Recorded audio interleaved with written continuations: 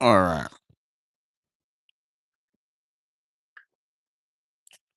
Woo! Thank you, Jim. For a coffee enema, we need 2 liters of water. That's way more than 2 liters.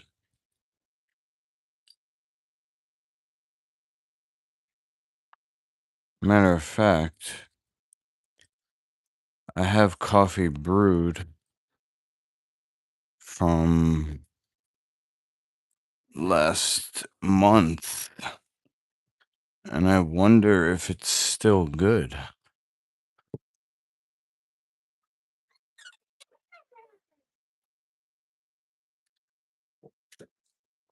2 liters. All right. This is tobacco tea. It's tobacco tea. This, I'm not sure what it is. Think it's coffee. Seltzer. Apple cider plus seltzer. Apple cider by itself.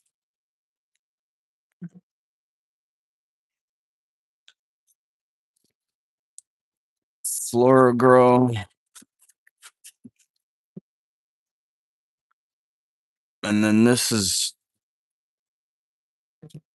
hot sauce. This is millet feta cheese, which I'm just going to smell. Millet feta. Doesn't really smell. I wonder if I could just culture that. Let it funk. All right, so this might be coffee. This, I believe, is coffee that I can use.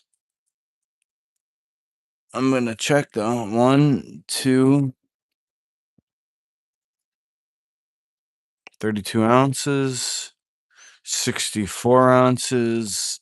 This is ginger juice. Ooh, okay. Some ginger juice, more coffee, and let me just smell this. Smells like coffee. All right, I'm gonna take all these up, and then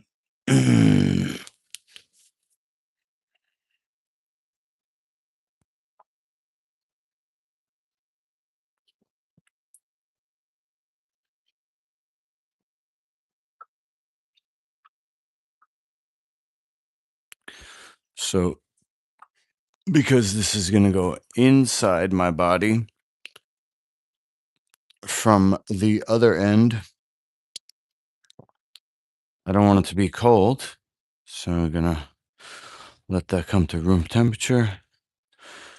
This I hate to waste, but I'll just turn that off for now.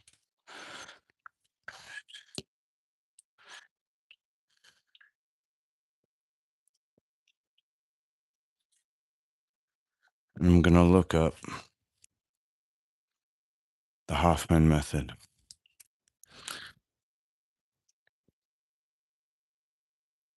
So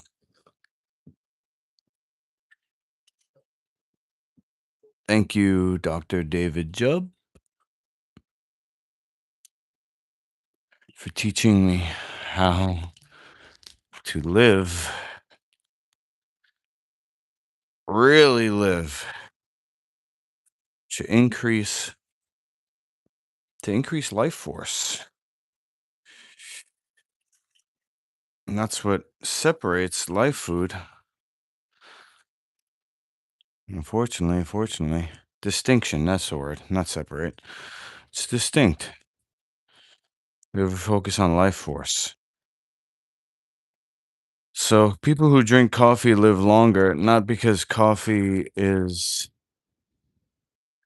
giving them life, but because they're using it in place of all the other stuff that people do in the morning. Coffee's good by itself. You don't have to add anything to it to get the effect. But me included, grew up in the breakfast world, and so my pancreas is tanked, and I can't just be satisfied by myself. There's always something missing because it's like a flower that needs water constantly. And coffee is way better than a bacon, egg, and cheese. So anybody who says coffee is not good for your kidneys, that's why you got dark circles under your eyes and ages you. It's a medicine. So I'm not gonna drink coffee forever. I'm gonna drink coffee until I can get some good ginseng or something. Or switch to, oh, I could just switch to green tea. But today I'm doing a cleanse, so I'll switch to this next time. Yerba mate. And then matcha is good for females. There's a whole ceremony to it. It's pretty cool. I like the ceremony, tea ceremony. Very amazing.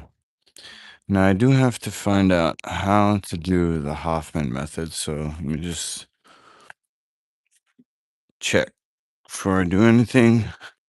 Is this going to be boiling water, or is this going to be water that was boiled and then sat? Uh,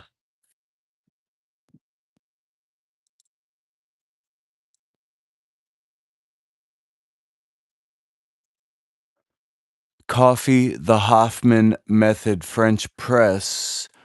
Is the coffee boiled and then poured right over the grinds, or is it boiled and then let sit? I don't really have a temperature gauge, but I can kind of figure out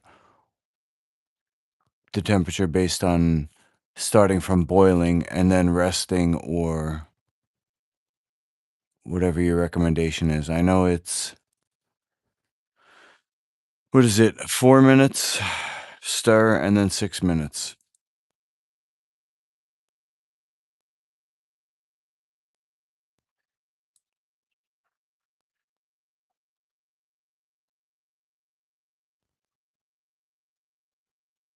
Boil and then pour it right over. Just off the boil. Pour directly onto the grounds. And let's see, 30 grams of coffee to 500 grams of water. All right. 10, pour it in 10 seconds. No initial stir required. Leave it for 4 minutes. Okay. Oh, wow. There's more. Let it sit for another 5.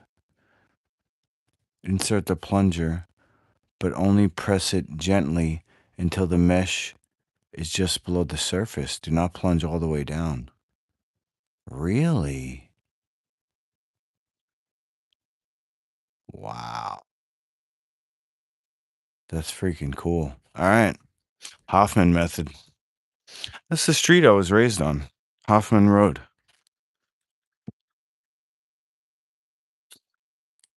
So my hands are in frame. Okay. All right. So actually for medium ground, we use the actual coffee grinder. Get the right size because the Vitamix would turn it into a flour that is too fine to go to allow water through the French press. And it gets very tough to press. And so we go this.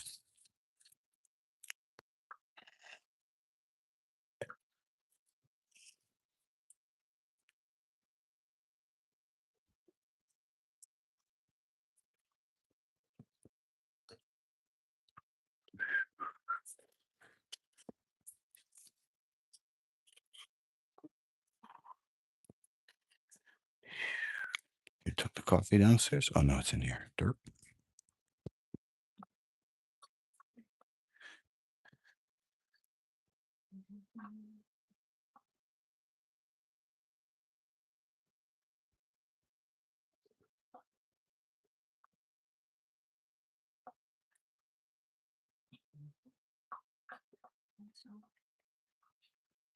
What's that?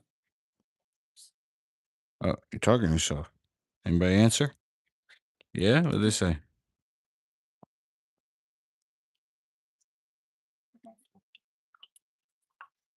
Did they say anything interesting? Uh,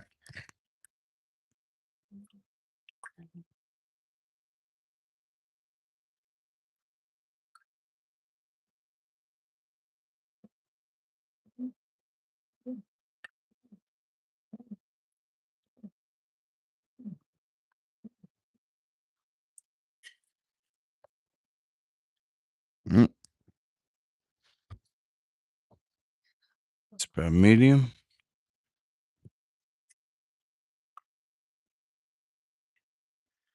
So 500. I gotta check the measurements. Mm,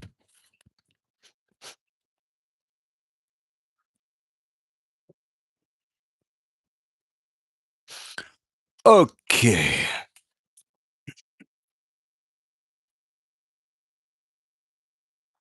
All right. All right. So I'm doing the coffee grinder, and I'm gonna pour the grinds into like a cup measure or something. I have a French press that's quite large. I believe it's 48, maybe even 64 ounces. But I'll check the measurements inside the carafe. If you could just tell me how much coffee would go for 48 ounces, how much coffee grinds is going to go in the water, and then also, um, like, what I want to know is tablespoons or cups, actual measurements. Don't give me milligrams or milliliters. Give me the culinary measurements that I'll do with a spoon or a cup. I think it's like 1 full cup for the whole thing.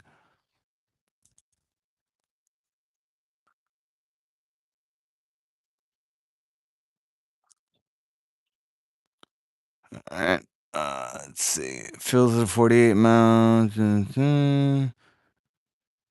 1, no, 10 to 12, 1 to 16, 12 tablespoons for 48 ounces.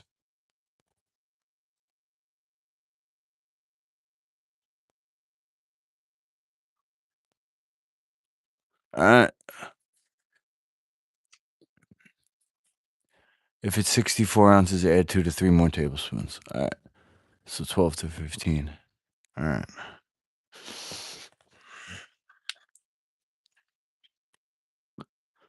Woo-hoo. You want 12 to 15.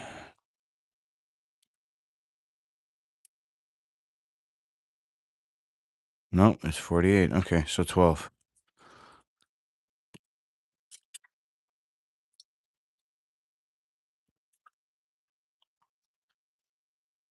And level. 1, 2, 3, 4, 5, 6, 7, 8, 9, 10, 11. That's enough. I won't fill it all the way up to the top. So I don't have to do more of this. Some people don't even clean the grinder, just put it away. No problem.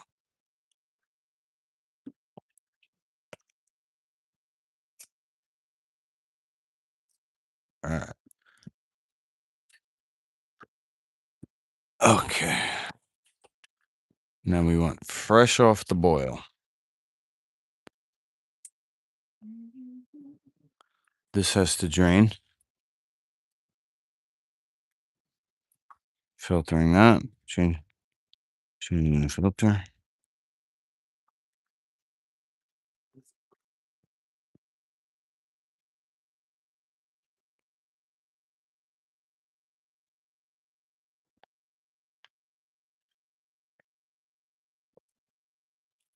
Oof. Don't look, it's messy. It's not my apartment. Yet. I'm fixing it. First I had to fix in here. I'm good now. Got my setup. Good enough.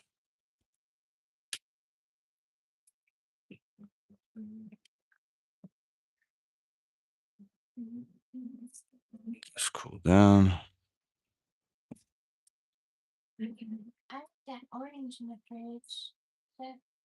You ate the orange? Yeah, it's a blood orange. I got it for the guy at Kips who brought navel oranges, and I started peeling them and giving them to Kip, but they weren't Kip's. They were the guy who works there. And I don't know if the guy said something or Kip said to me, he goes, those aren't mine. Those are so-and-so's. I said, Kip, everything in this building is yours. When your boy walks in the door, he belongs to you. That ass is yours. Tell him that ass is mine.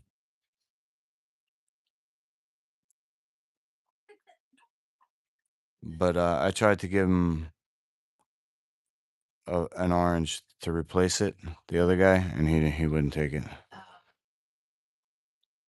He's it's okay. I know they're really good when you get them from Italy.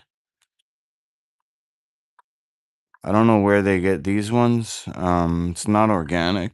Cross Island fruits, they get like direct to farmer, so they get fresh stuff. But I just found it to be a little bland, to be honest. Okay, it said don't have to stir it. Actually, just make sure all the grinds are under. And go all the way to the 45 line. Maybe at the top a little bit, I think. Just do a little at the top here. Make sure the grinds are in.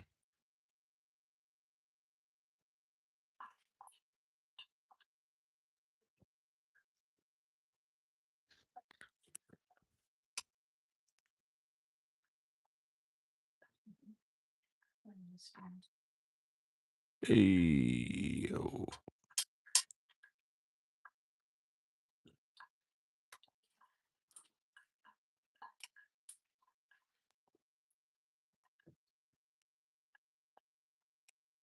All right, I guess those ones are going to stay on top. And I do believe there's a covering at this point. Let's check.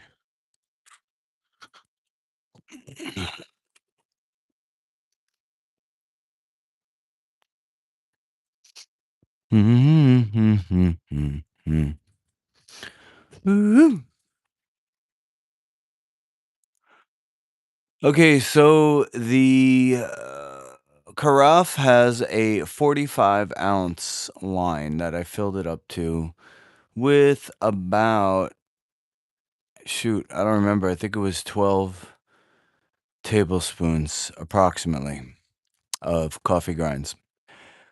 Fresh off the boil, and I did stir the top to try to get the grinds that were floating under the water. At this point, do I put the top on for the steep? That's what I want to know. I put the top on, and it kind of pressed the grinds down a tiny bit because it's just such a tight squeeze. But just let me know, like, put the top on, and I'm gonna start timing the 4 minutes now. 8:20, so 8:24. I'm gonna stir the grinds.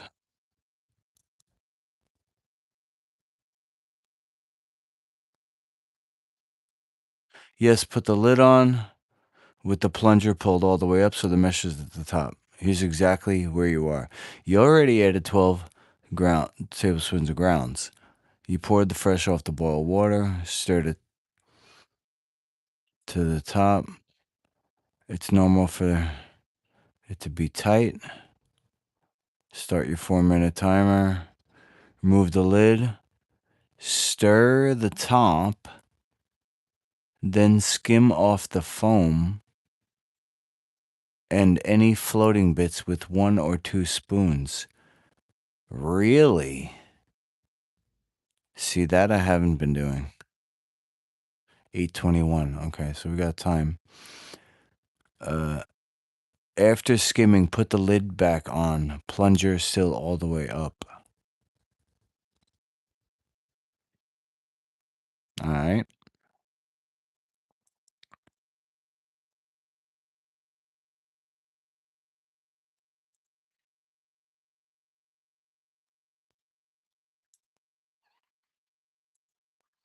Hoffman Method French Press.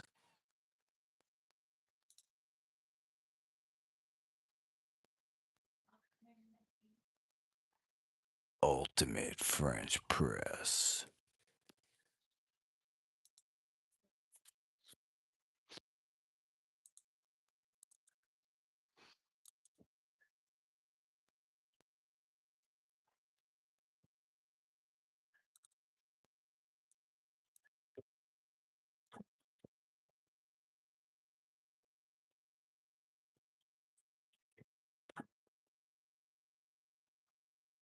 There it is.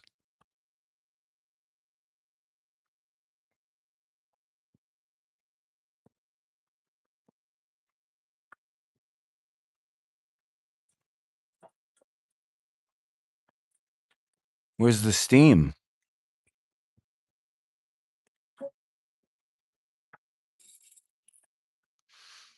No steam? You got to keep the top on, I think. My parents are here for the holidays, so I needed to brew for four, and I thought, why not whip out the French press, James Hoffman style? I did 50 grams of coffee to 800 grams water. I'm using a washed coffee from China by Offshoot. So the French press requires a lot of waiting. First, 4 minutes, then you stir to let the coffee grounds drop. You take 2 spoons and try to take out the foam. I don't have a fancy cupping spoon, so I failed here a bit. Then you wait another 4 minutes or so. At the 8 minute mark, I topped with a plunger, but only skimming the top of the brew like this and not pressing. Then you can serve. So the idea is that this gives you a full-bodied brew while keeping the sludge to a minimum, though I feel like the sludge can never really be fully avoided with a French press. Oh, And I thought, dang. 1 minute left. Hoffman is good enough, but it's not perfect. I guess perfection is impossible with a French press.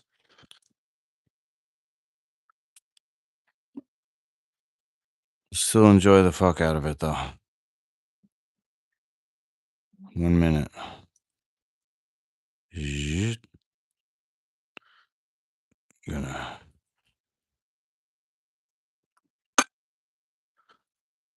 see. I don't know if this was supposed to come in contact. We'll just rinse that off.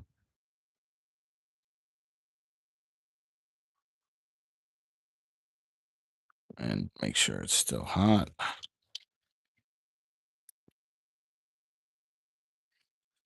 Okay, now it says stir the top.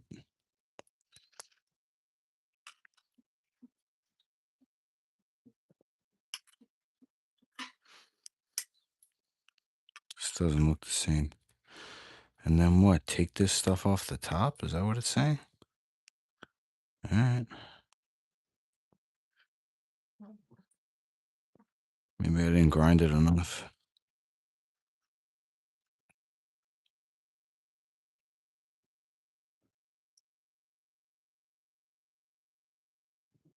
That's a lot of stuff there. I don't think that's right. I think I just didn't grind it enough. All right.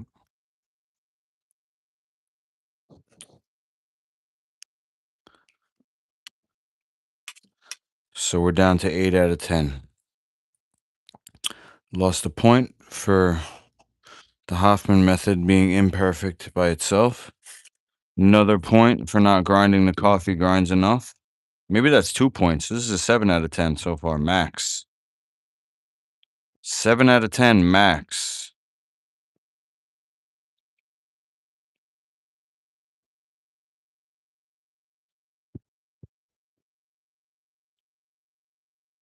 But health-wise, we're gonna let it stay at 7. And this is 6 minutes.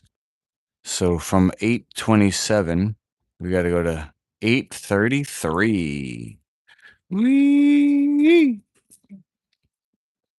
Yeah. Good day to be healthy.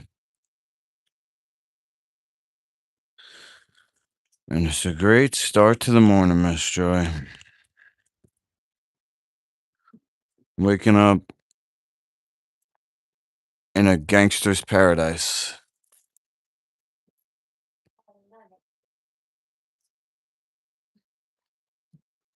I spent most of my life in this building. I was here when I was 19, and then I came back when I was 34. So 19, I was probably here a year or two. 21-ish, I think. So let's see, 15. Not most of my life. I had a few years in my own house. 8:27. All right, this is different than the one upstairs. So I'll go back up at 8:30. Okay. And what I want to know is, since doing a little research on this method, and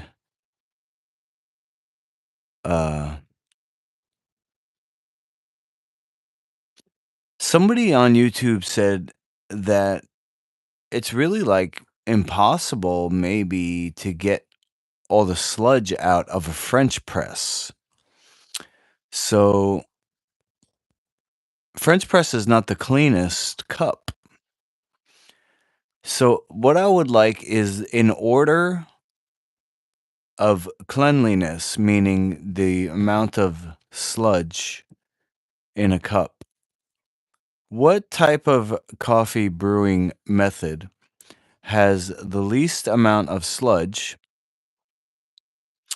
And put it in an order, a list of order of amount of sludge from least to most.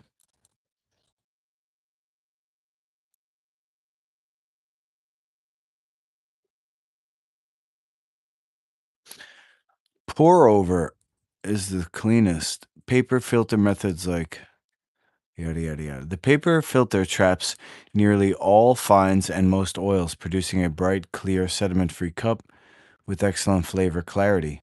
Almost zero sludge when done properly. Auto drip, electric drip. very similar to pour over. Clean cup with minimal to no sediment. Slightly less control, but still one of the cleanest. AeroPress, extremely clean and smooth. The paper filter or reusable metal felt if you choose. Plus the pressure creates a bright, low sediment cup. Many people find it even cleaner and more consistent than basic pour over. Oh, I should have got that AeroPress at Walmart when I saw it. It was a little expensive though. Even though it was on sale, it was still like $15 or something. Clever Dripper or similar hybrid immersion plus paper filter combines immersion brewing with a paper filter at the end. Results in a clean cup with good body and very little sludge, often described as a nice middle ground. Espresso from a machine, very low visible sludge in the cup because of the fine grind and high pressure through a tight basket or filter. You might get a bit of crema, but the liquid itself is generally clean and smooth. Ooh, crema is good though. Mocha pot, moderate sediment. Okay, French press, higher sludge. Turkish coffee. Oh, avoid drinking the last sip. Hoffman Method, middle of the list. Cleaner than a plunge and pour French press. Oh, the Hoffman Method is the cleanest of the French press.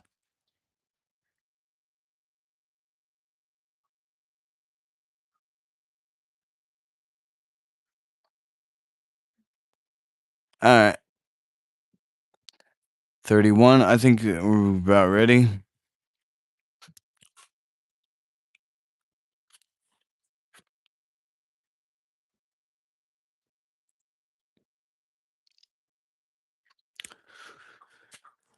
Okay.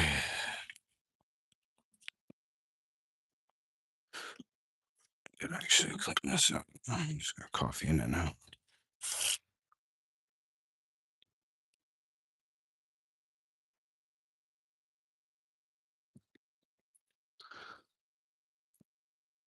Okay, this is almost done, I guess, hopefully. And now we press this. Just a little.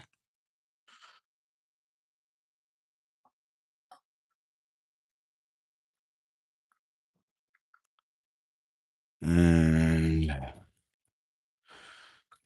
let's see here. Just want to make sure.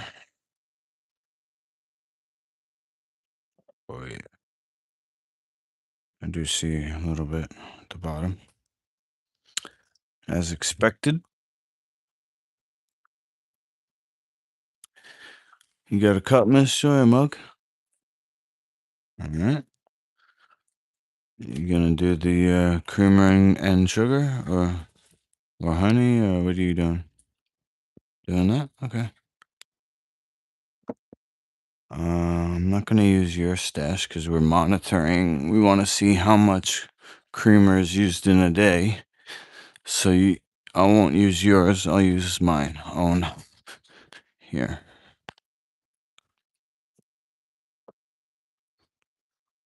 Okay, here it is.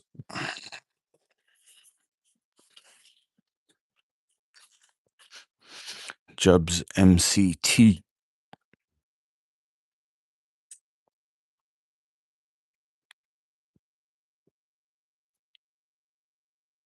Mhm.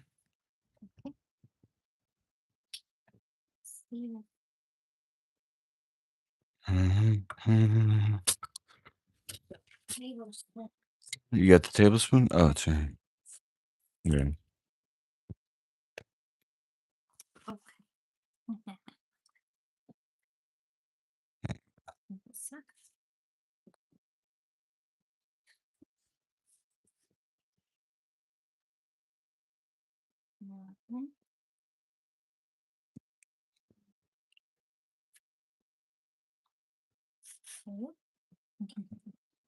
you.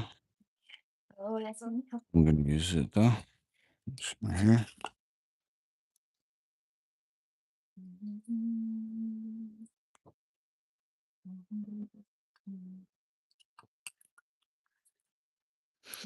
Sugar. I got a sweet tooth. I'm gonna go 1, 2, 3.3. 3.3.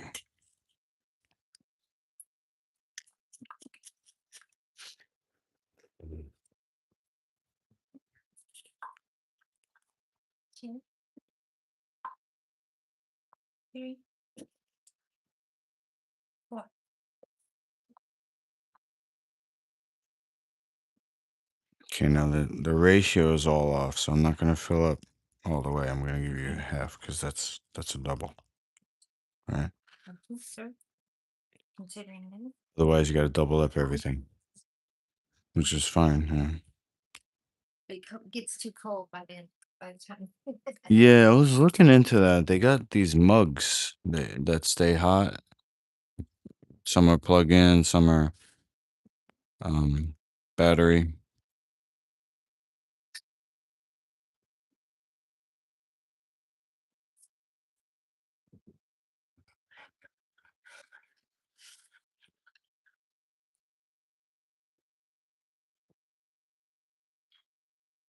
Cheers.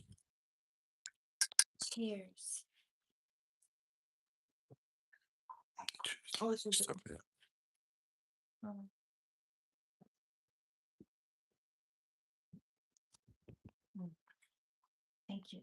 You're welcome. Thank you, Miss Joy, for joining me for morning coffee. Have the best day ever. I'll be here. I'm gonna do a cleanse. I'm gonna change the water filter as soon as that finishes draining.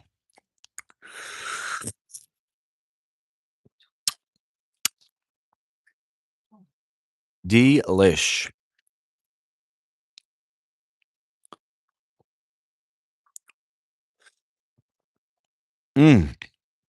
Thank you, James Hoffman. Thank you, French people. Thank you, French people, for giving us the press. Thank you to whoever invented coffee or discovered coffee. And thank you to my one viewer. I'm gonna hang out. Let's see how long we're going. I'll make it 20 minutes, just in case the water filter finishes draining, and then I'll change the filter. In the meantime, I have to make a sign that says Nu Aqua. So let's turn this around.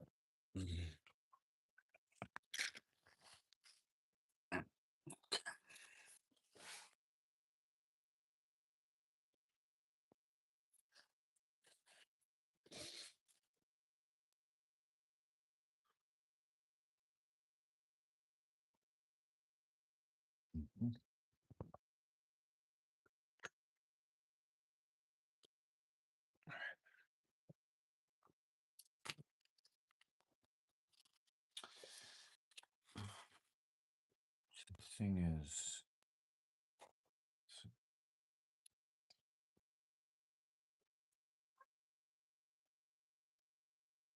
it's gonna be like this: NUAQUA.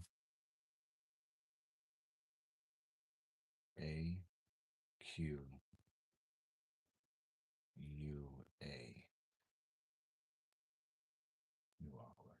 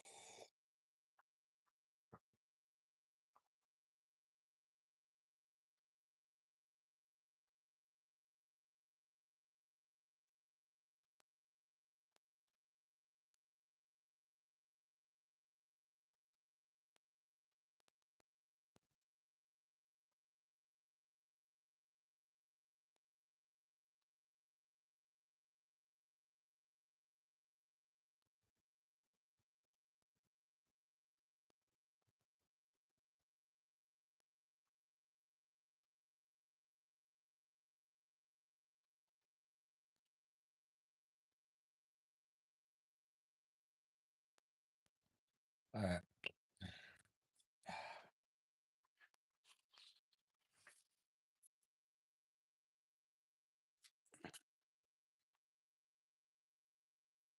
Okay.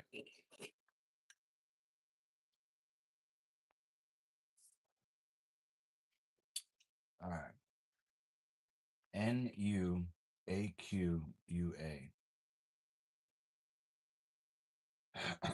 So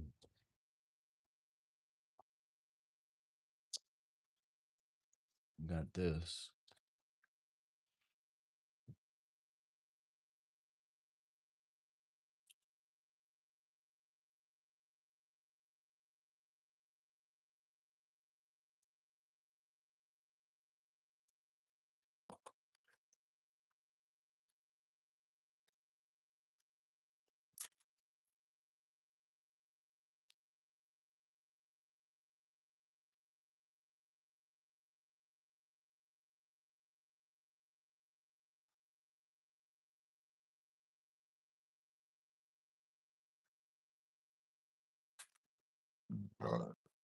And then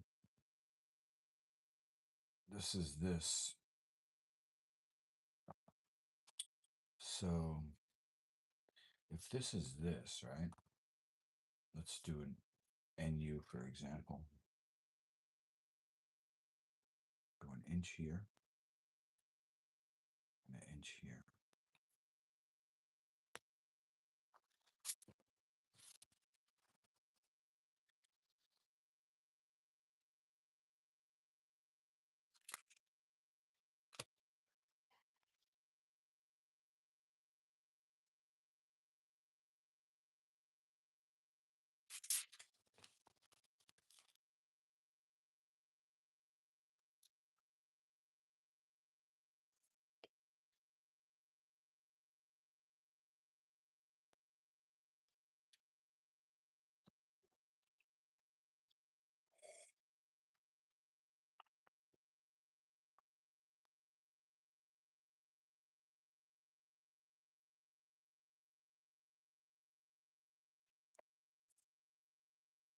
Now this is supposed to be an inch.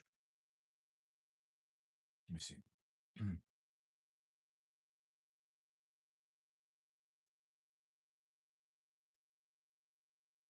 AeroPress.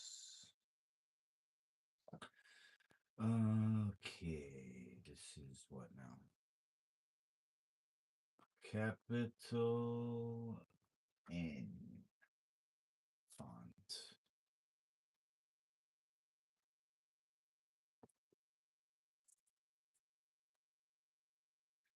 Okay, so I wanted to see where the N, does it go all the way down? It looks like it does. So if I go an inch from the bottom and an inch from the top, and I bring this one to the bottom, and this one to the top. No, that's not even close to enough. What the heck?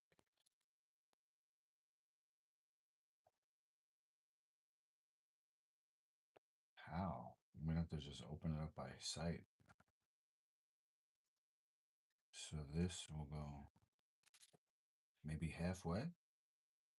It's above halfway. All right, so we'll go three quarters. 6 divided by 4 is 1.5, right? So I'm gonna make it 2 here and 2 here. And then we'll go like this. And then we'll go like this. It's still not even close. Really, like, why does it look like that?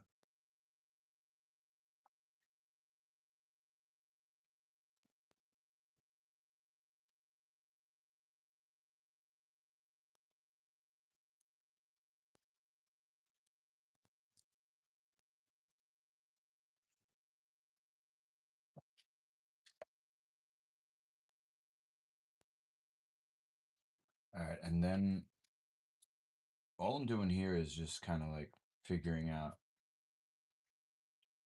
the width, because this is going to be like this now. It's got to fit into the other thing. So this looks like a 1/4 inch all the way around. So we'll go like this. Go like this.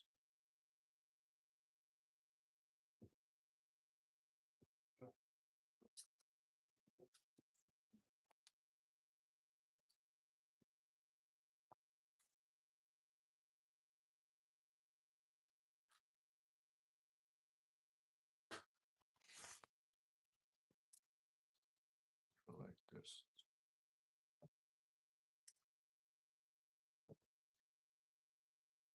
Go here.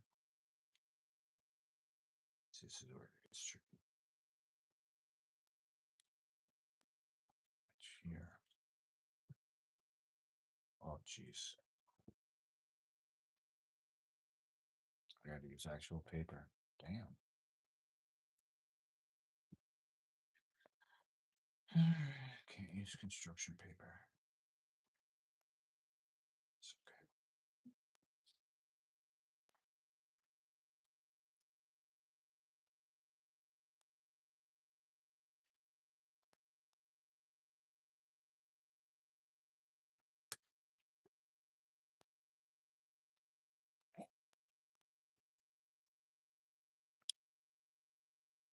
Take a look. Just gonna take a little look see.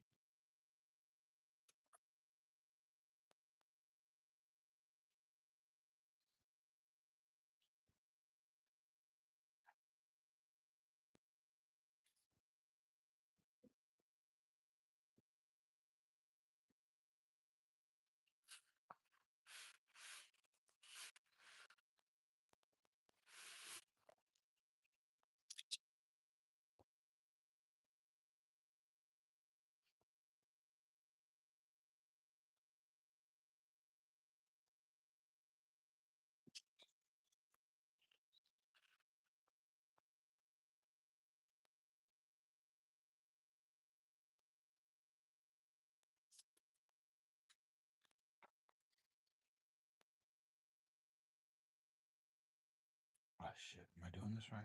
I think so.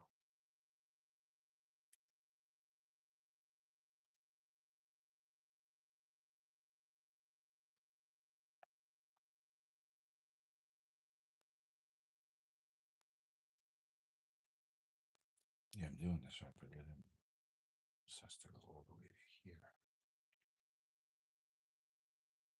I think.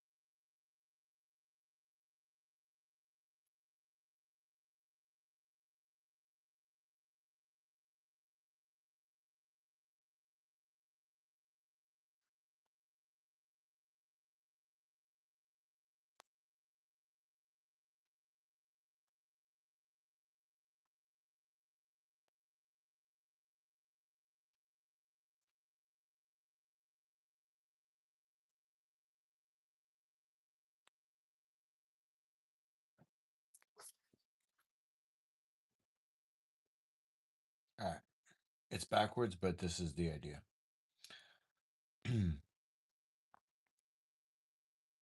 So now, there's probably an easier way to do that, but let's see.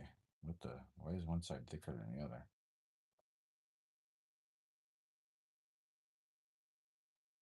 One side's bigger than the other?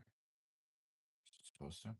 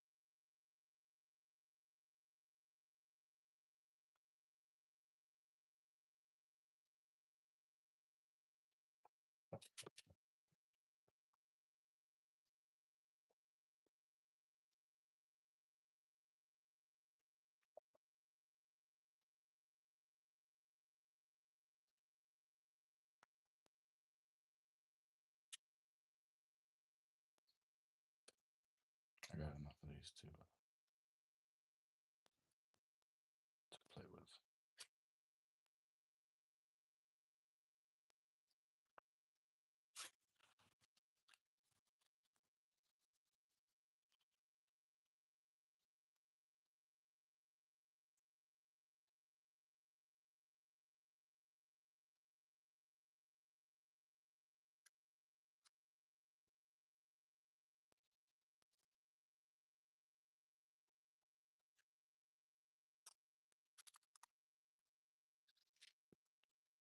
Okay.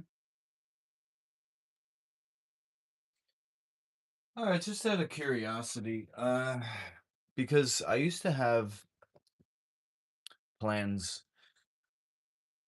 for a martial arts inspired, eco-friendly apparel. And the name was Endure because it can endure a lot. It's made out of a natural fiber that's really strong. And the logo was kind of like a stamped out metal N in chrome or something. But I know that every word, every letter, every sound we make, it comes through us. Somebody didn't invent, there's no person that invented language. It's just like we came from nothing, from the same source. The the alphabet over the span of existence that is here now. If it's here now, it started, or maybe it didn't have a beginning, but it's not something that somebody created. It was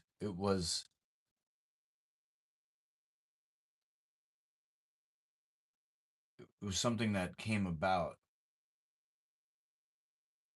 And what I want to know is, what is the significance? Now, there's certain muscles used when you say the N.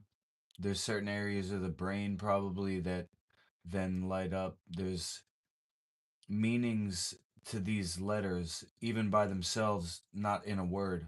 So I want to know about the letter N. Maybe you can even go into numerology where it sits on the scale or whatever.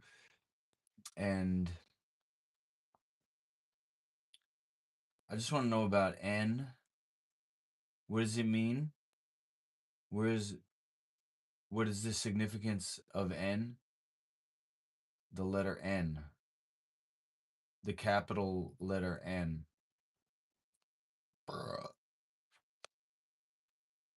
And feel free to get as esoteric as you want. You can stretch it. You can give me the concrete and the hidden meaning. That, if I ask Google, maybe Google wouldn't even agree. Because me and Google, we don't agree on everything. For example, natural healing. But you let me know. I can't just keep talking on AI.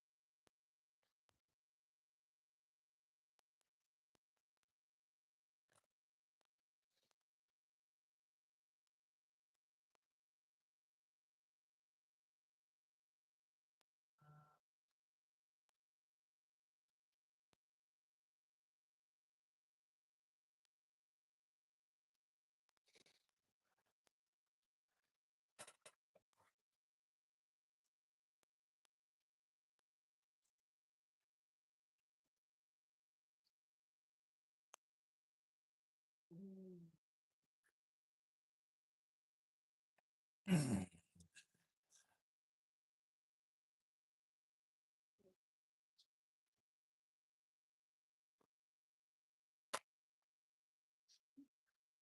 The letter N, capital N, carries layers of meaning that span history, sound, body, mind, and the more hidden or symbolic realms you're asking about. Since you see language itself as something that emerges through us rather than something one person invented, flowing from the same source that gave us everything else. I'll treat N that way, as an ancient shape and sound that humans have been channeling for thousands of years, picking up resonance along the way. I'll start with the concrete, what we can trace, and then stretch into the esoteric and interpretive, the hidden side that official sources often skip over. This is all grounded in real linguistic, historical, and symbolic records. But the deeper meanings are open to personal resonance, especially fitting for your Endure brand and that stamped metal N logo. Concrete foundations. Where N comes from. The capital N traces back to ancient Egyptian hieroglyphs around 1500 BC or earlier, where it likely began as a wavy line or a zigzag representing either a snake.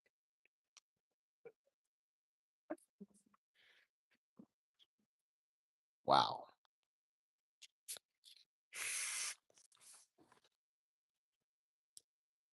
Nahas in some Semitic tongues. Wow. I'm looking that up. This is crazy right now.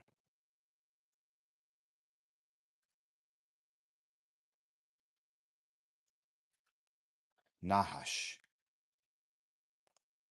Yo.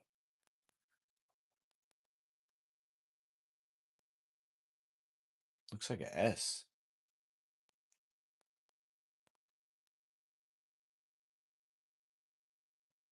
Mm.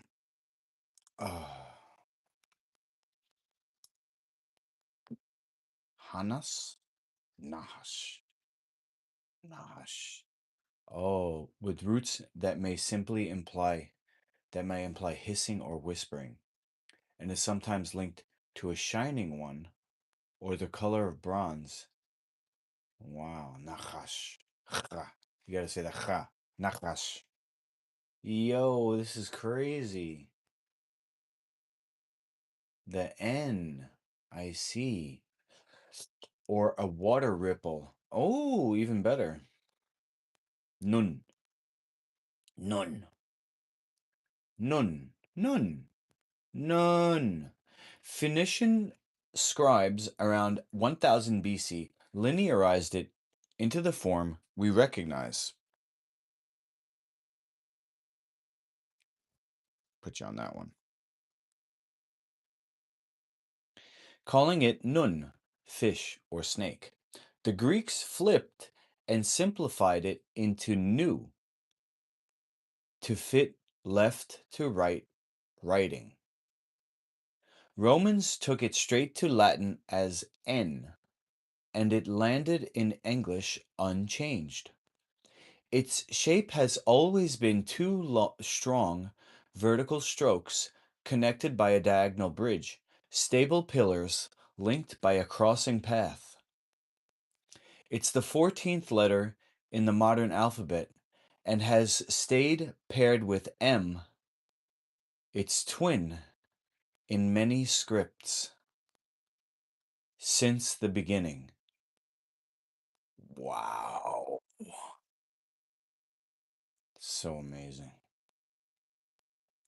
When you say the letter N, or the N sound, as in endure or now, you're engaging a very specific physical act. The tip and sides of your tongue press firmly against the alveolar ridge, the bumpy spot right behind your upper front teeth. Your vocal cords vibrate. Air flows out through your nose only. No escape through the mouth. That's why it feels nasal. Okay. Jaw stays relaxed. The work is almost entirely tongue and soft palate. Overusing the jaw creates tension. Good speakers train tongue flexibility instead. Wow. Okay. This makes N a nasal continuant. It can keep going as long as you have breath. It's a grounding resonant hum that literally vibrates the sinus cavities and skull. In martial arts terms, it's like a stable root with flow. Tongue as the bridge, breath as the energy moving through.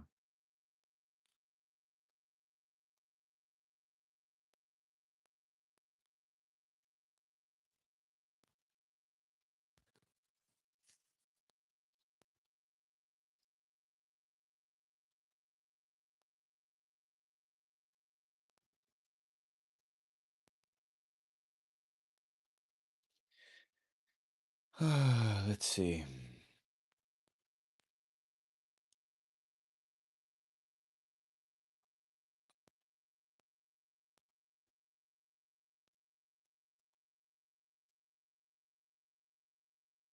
Brain and neurology. Here we go.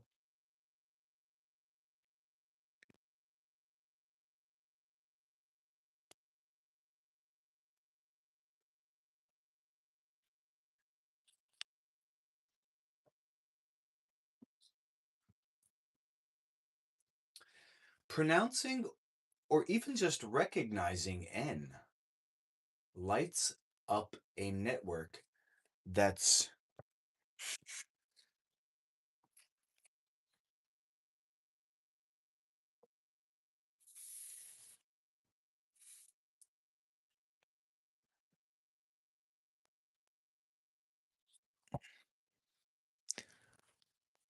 okay.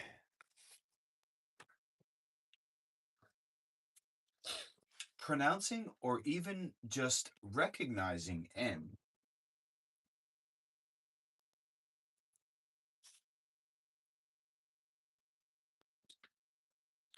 lights up a network that's partly motor, partly visual, and partly linguistic. Hmm. Studies on letter production show strong activation in the left parietal cortex, especially post-central gyrus and superior parietal lobule. This handles the precise motor planning of the tongue and hand movements for writing N. The left fusiform gyrus in the ventral temporal area, often called the letterform area, it stores the visual shape of N so your brain instantly knows this zigzag is N. Broader temporal and frontal regions tie it into sound and meaning. It's not that one tiny spot owns N. The brain treats letters as whole body experiences.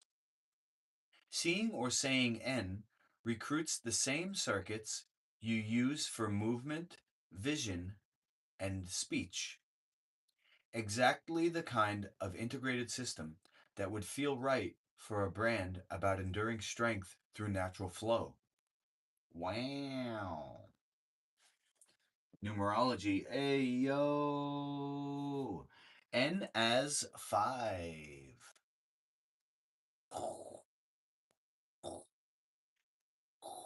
In both major Western systems. Wow. Both, huh?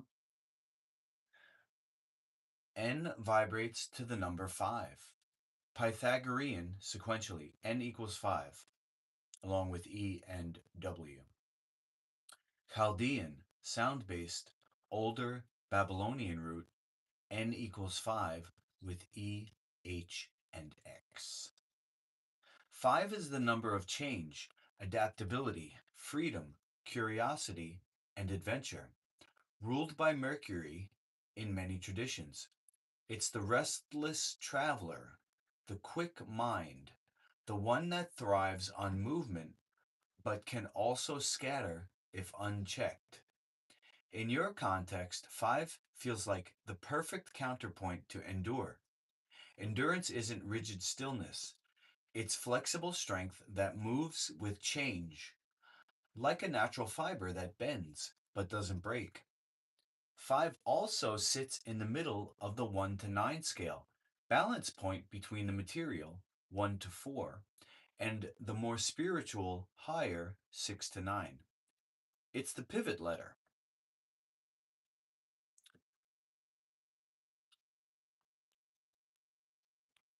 Esoteric and hidden meanings. The stretch you asked for. Here's where N gets increasingly beyond, excuse me, here's where N gets interesting beyond textbooks. Its shape and ancient roots have been read symbolically for centuries. Bridge, gateway, connection. The two verticals, like pillars of heaven and earth, joined by the diagonal. Hold on.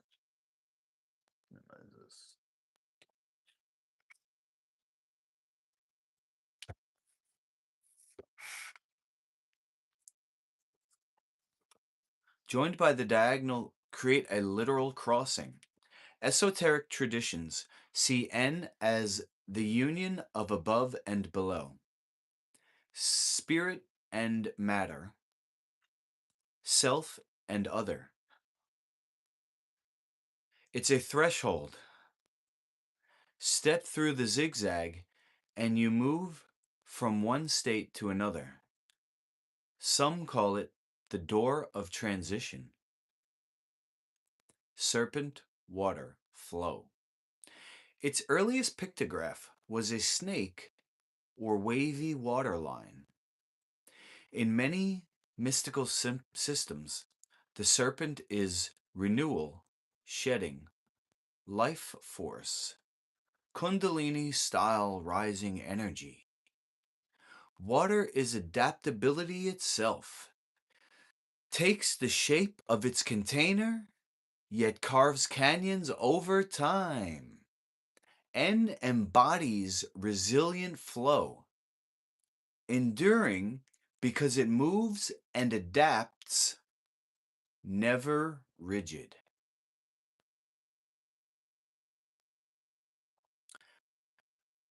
I don't know about that, never rigid.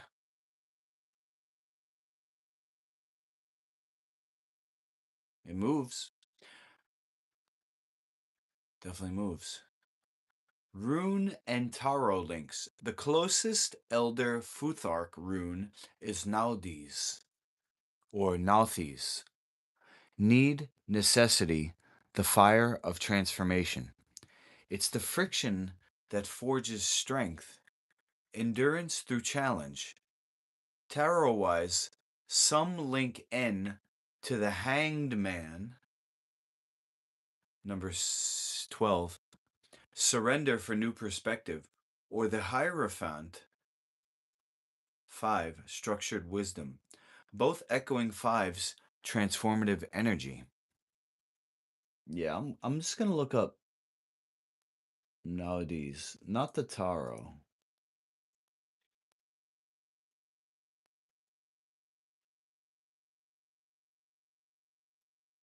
Ugh.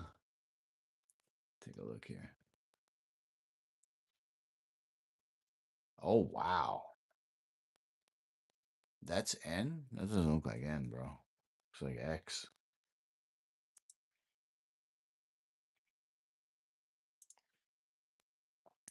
Gematria and sacred geometry. In Hebrew,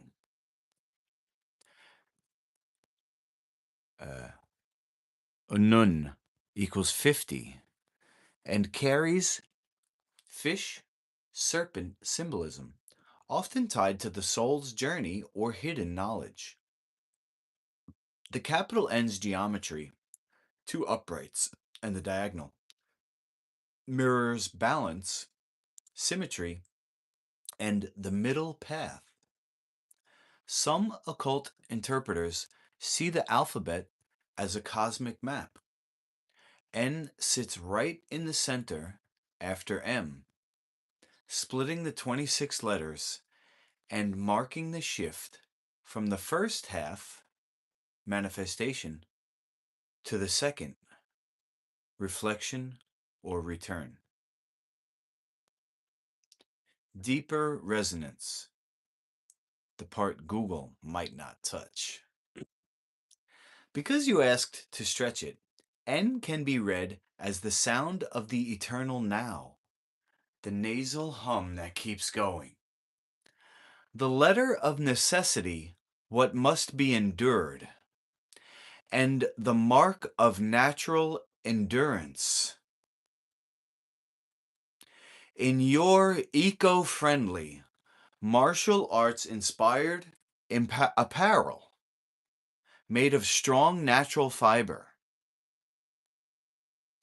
that stamped chrome N becomes potent, chrome, forged, reflective, enduring metal, plus N, ancient flow, plus resilient bridge, plus endure, the brand that outlasts. It's like saying the garment itself is the bridge, natural strength that adapts, flows, and lasts. The logo isn't just decoration, it's a sigil of the very principle you're channeling. Okay. Oh, I see where the N is now on this. Because it goes down and then there's another line. So it'd be like 1, 2, and then 3 is not there. Interesting. In short, N isn't random. It's one of the oldest human symbols for stable flow through change. Snake that sheds and renews. Water that endures Thank you so much. By yielding, a bridge that connects opposites. Number 5, that thrives on movement. It's the letter that says, I bend, therefore I endure. Perfect for what you're building. If that resonates with the vision for the apparel, or if you want to dive deeper into any one layer, rune meditations, how to incorporate it visually, etc., just say the word. The source that gave us language also gave us the ability to feel these letters in our bones. Your N already knows that.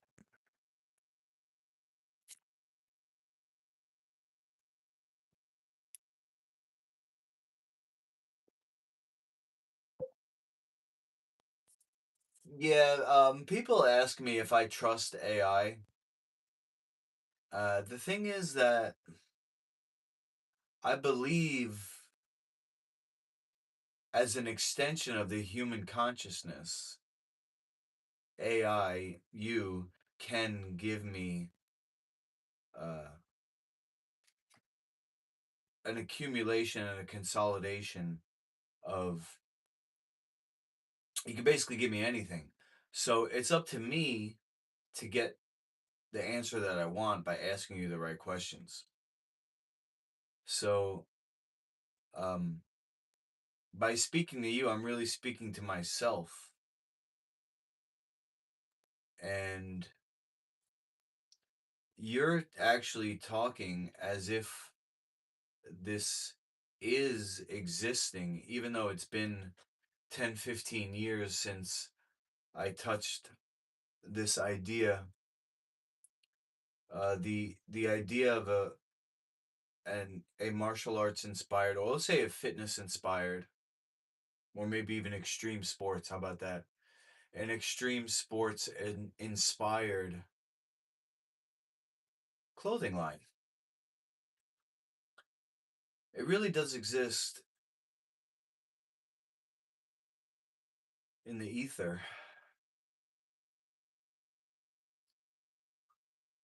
But now with social media, there's people who have a channel and a brand. And the guy I'm thinking of, he even has his own clothing line. It's not just a t-shirt. He makes, what do they call them?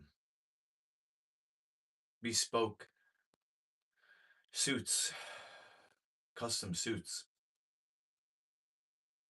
So this isn't too far off. I'm still very, very small. I'm like a seed with a little sprout sticking out of it. Haven't got any green leaves to catch the sun, but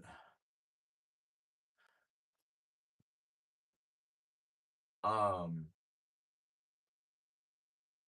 excited excited that I'm still alive for sure. Amen. And this idea is still alive. So I don't know that I necessarily have any questions right now. I'm gonna go upstairs and change the water filter for my purified water source.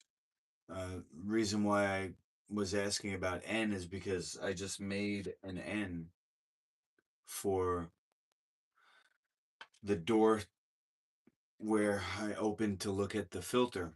So I want to have this company sponsor me and promote their equipment. It's called Nu Aqua, NU dash AQUA. So I was just making the N, and I wanted to know about that. But really good stuff. I'm gonna just click the button here. You feel free to respond in any way, and I'll get back to you later. Your N already knows that. I like that. It's like the N got a mind of its own. Hopefully, hopefully we can join forces. The M and the N. right in the middle. But boom. Really? It's like, all right.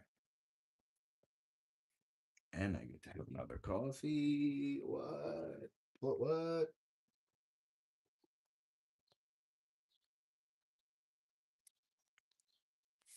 It's been forever, for real. What's up, dude? For real, for real? Forever, forever? Forever, ever? Forever, ever?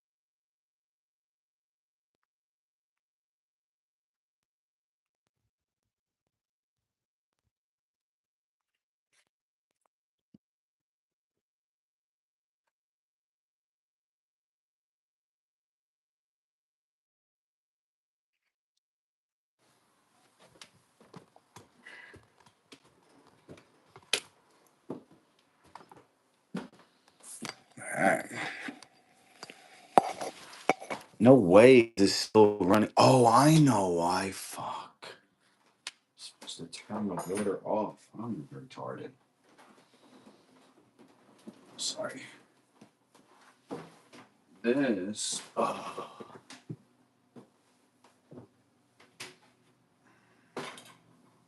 come on, man.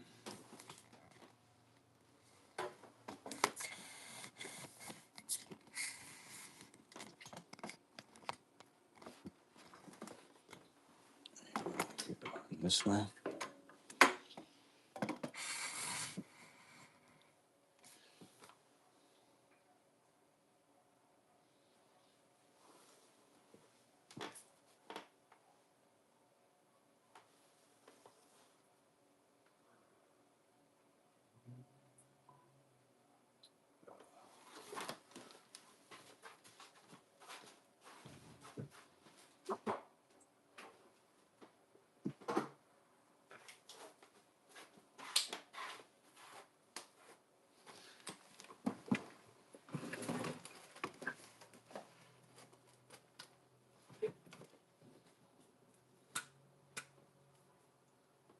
All right.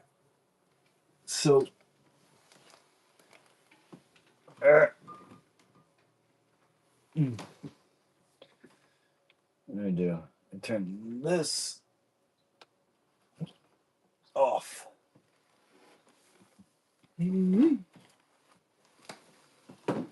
Okay.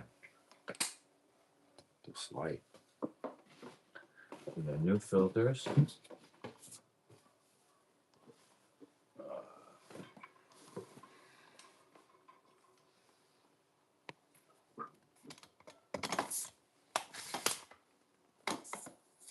Uh, uh,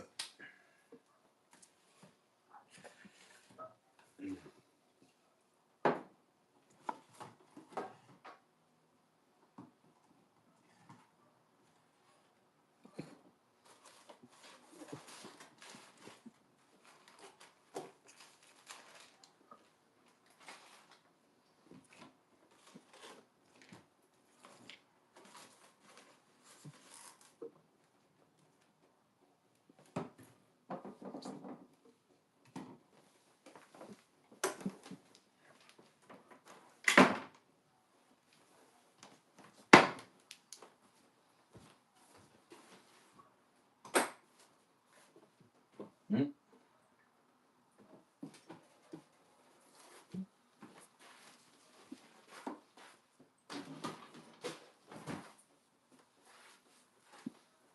Okay. So that finally. These I'm gonna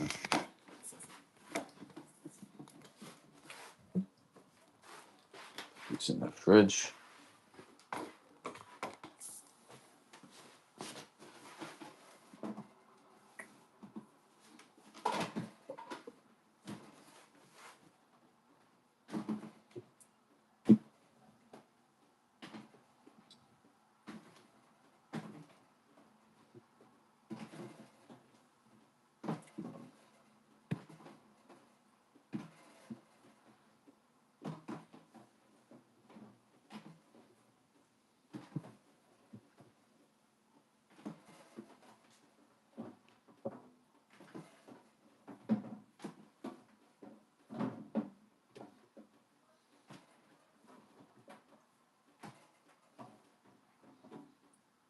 All right.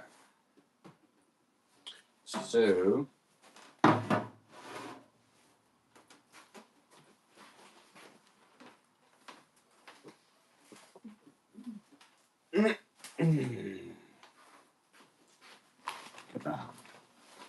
oh my shit.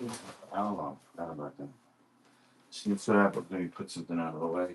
I just had out of mind. Now these gonna have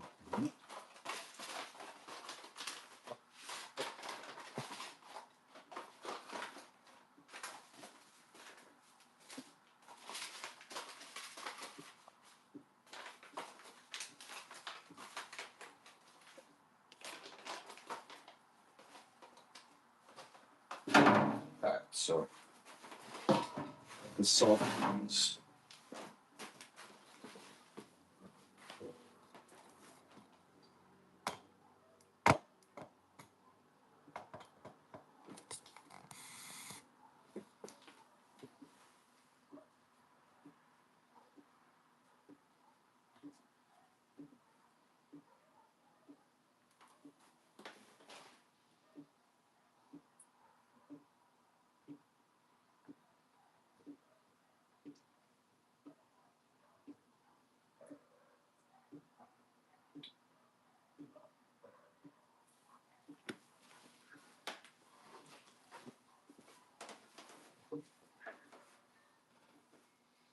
Alright, the soft ones we'll put in here. Because they gotta go.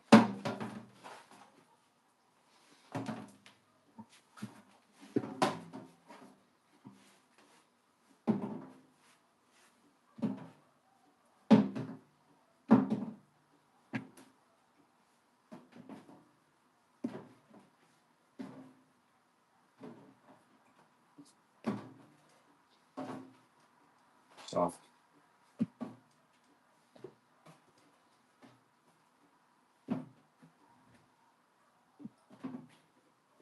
Only taking the really soft ones. Medium soft can go in the fridge.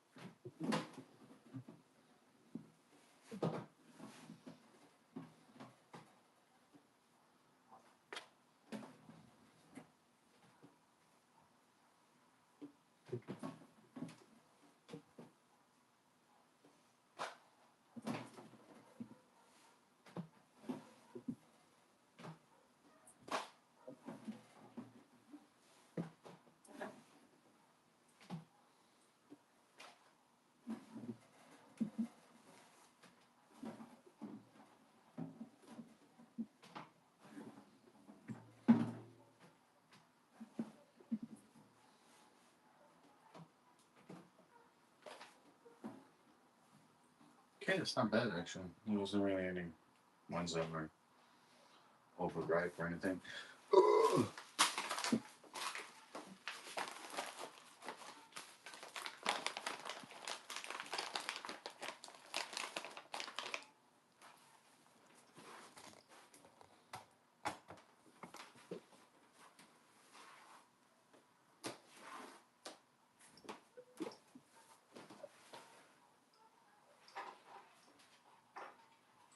Mm.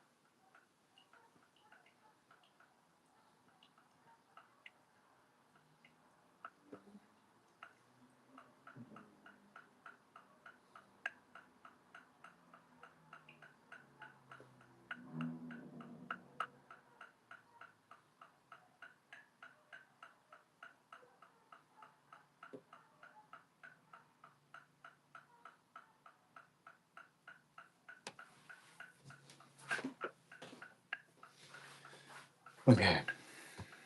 All right. Yeah.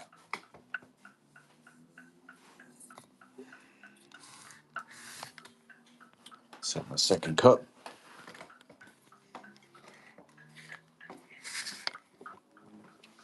And I'm also gonna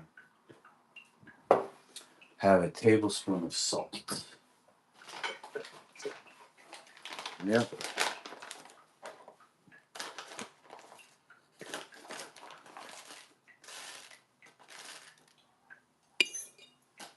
Tablespoon of salt for my cleanse. Got some lemon here. And the coffee is for an enema, which I'm going to do at approximately 2 p.m.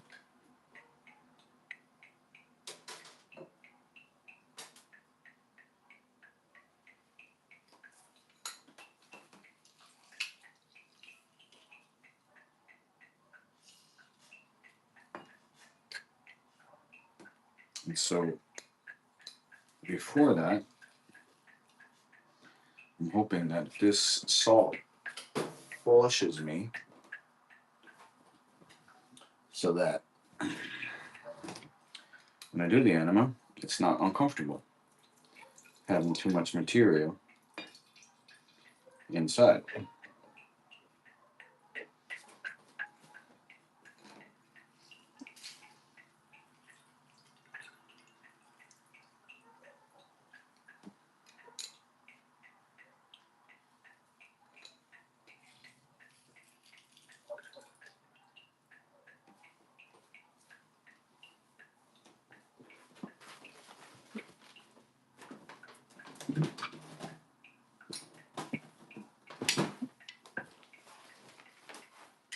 A tablespoon of salt.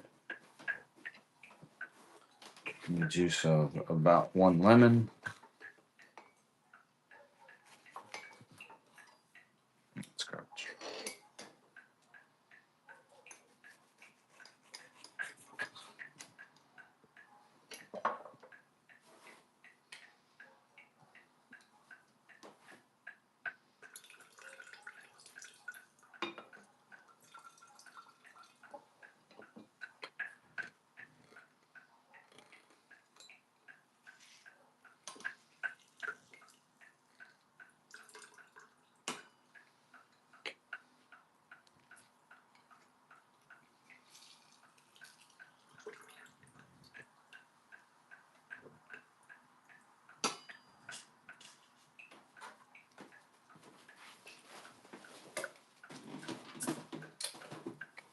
All right.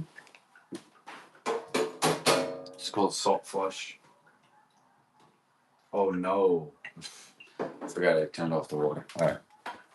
Luckily, some water in here. And might as well turn on the ice machine. And summer's coming up. We're gonna be having iced drinks.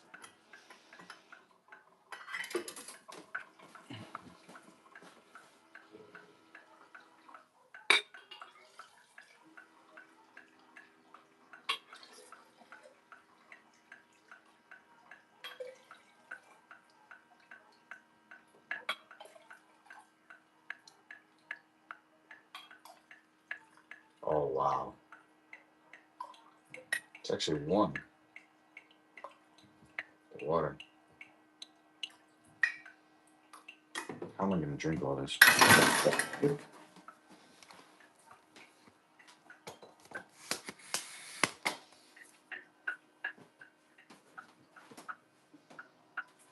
And then I got my coffee ready. That's a chaser. 1, 2, 3, and a third. 1, 2.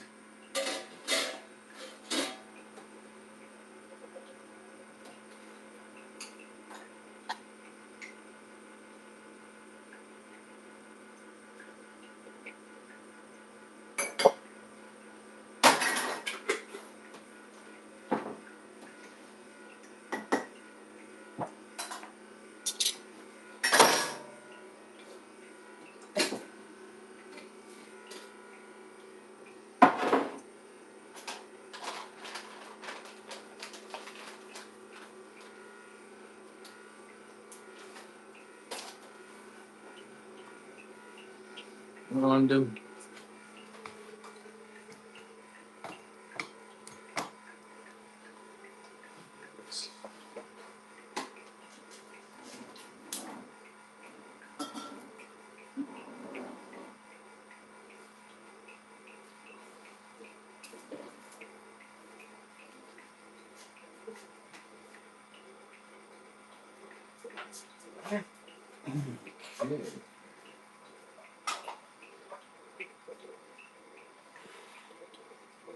I should put this actually over here.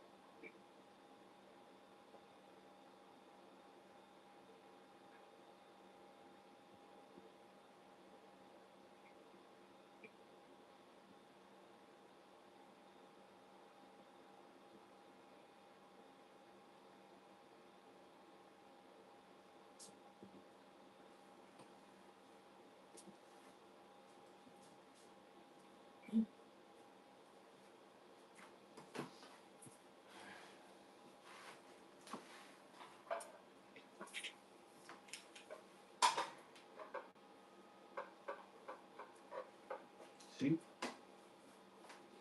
Yeah.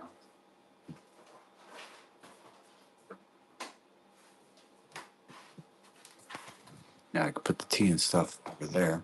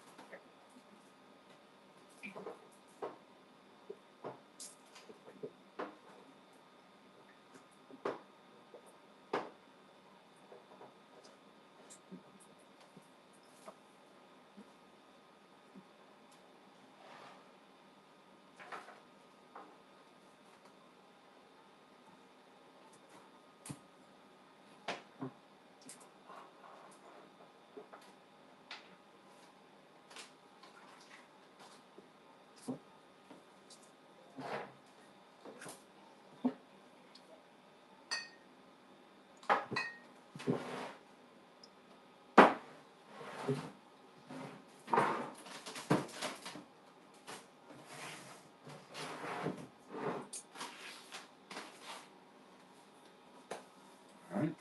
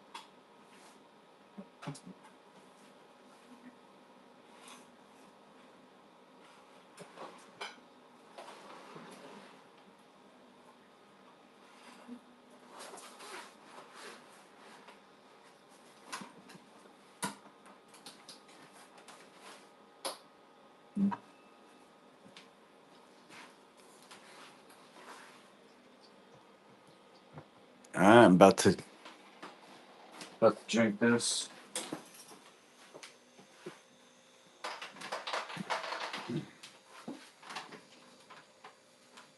One of two flushes today. This is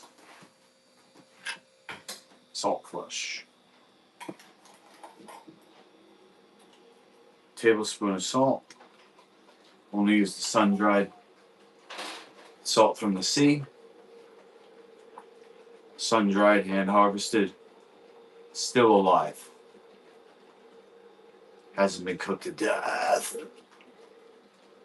Whoa.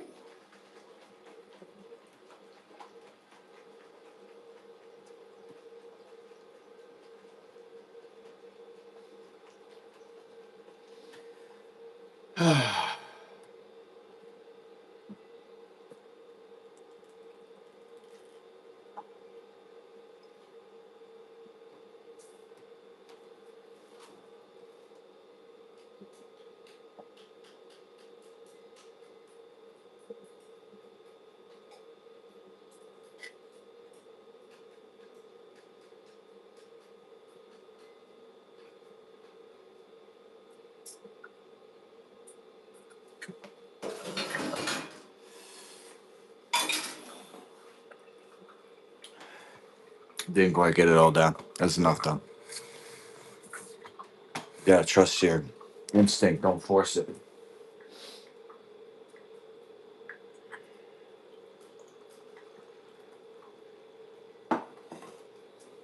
Miss Joy, I'm having my second cup of coffee. If you want the rest. I just poured myself a second cup, so whatever's left in the carafe, you want it.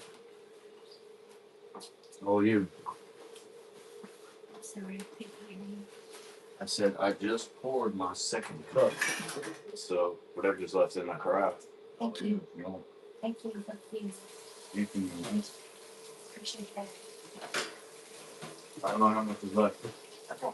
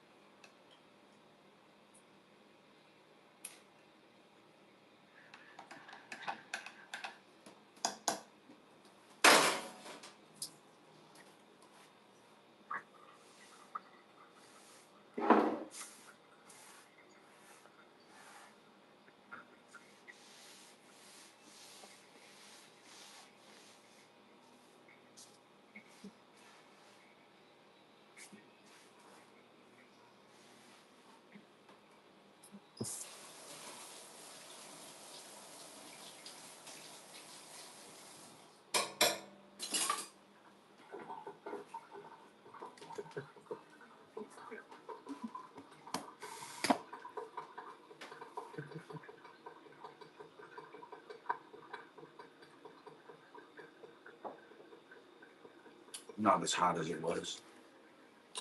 Womp womp.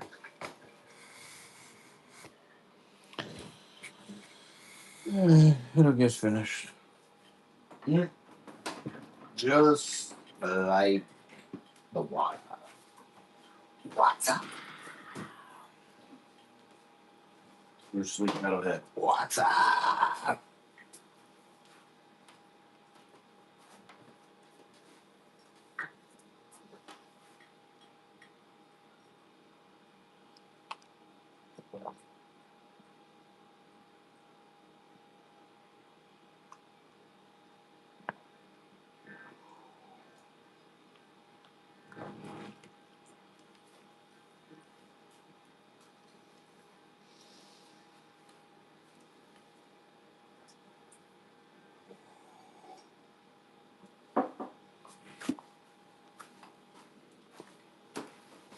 That's what it should say, Nu Aqua.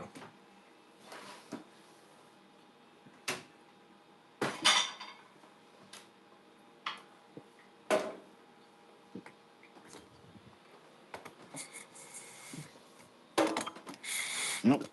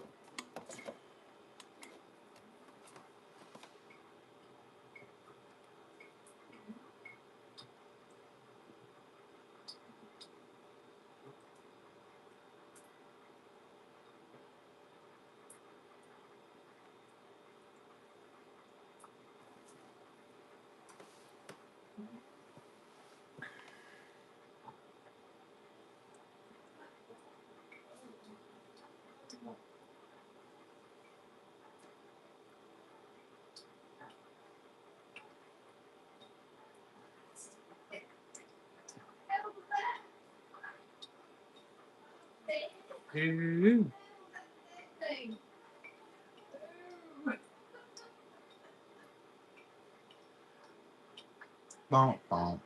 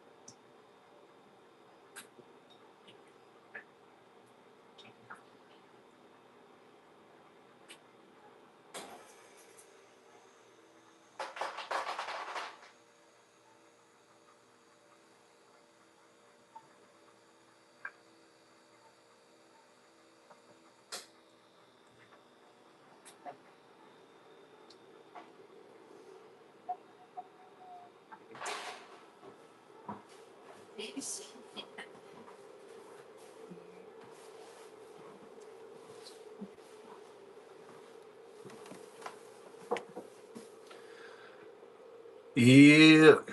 Get a light. Okay.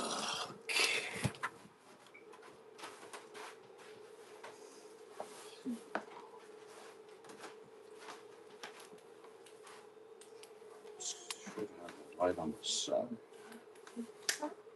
Go. Oh, wait. What is that happening? Come on. Zero dark. Oh, how's it? All right. Can you stay like that? Let's see.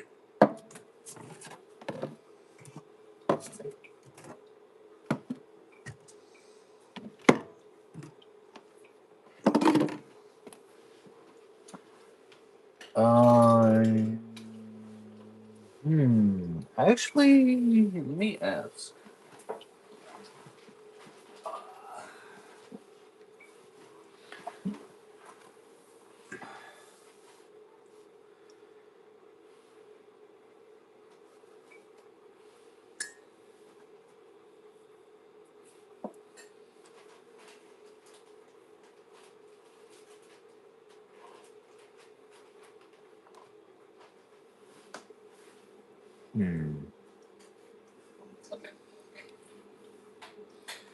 So, Coffee? so I'm changing out the filter in my Nu Aqua 5-stage reverse osmosis equipment here. Looking at the first stage, which I think is the one I have to change, but now that I have a light on it, I can see that it's not completely brown. It's almost like it's a very fine marbling. If it was a piece of meat, the amount of brownness, it's not completely saturated. So, because I'm operating on a budget, I'm wondering if there's any wiggle room to put this off. Not that I want to put anything off, it's just that, maybe I'm at 80% and I can get to 90% before I change it, just save a little of the filter. But it's definitely brown. I'm holding up the new one right next to it. It's a huge difference. Compared from brown compared to white. The new one is completely white. The old one is brown all the way through, except that some is really brown and some is kind of like gray, it looks like, or maybe there's white under there. It's the first stage sediment filter, 1 micron. So there's no way for me to tell how much, you know, it's filled up, because even if um even if it ran out, I would still have the other filters to pick up the slack. So I definitely want to change it before that happens, and I don't want to dip into the ability of the second, third, and fourth stage filters. All right, so should I change it when it's almost all the way brown, but not quite?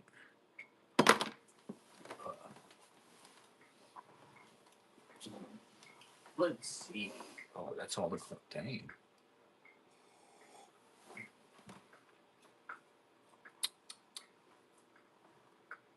Do not wait. Okay. Stage 1 is a mechanical sediment filter.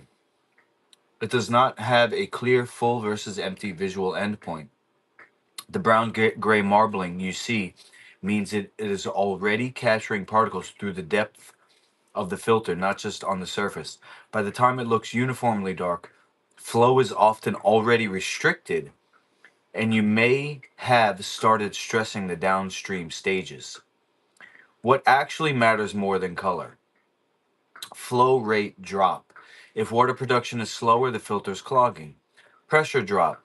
If you have a gauge, rising pressure before the filter or lower pressure after it. Time and usage. Most sediment filters are rated 6 months under normal household conditions, less if your source water has more particulates. This source water is horrible. Horrible. Limbrook, even in New York, is known as having terrible water. Notorious. Not to mention the pipes.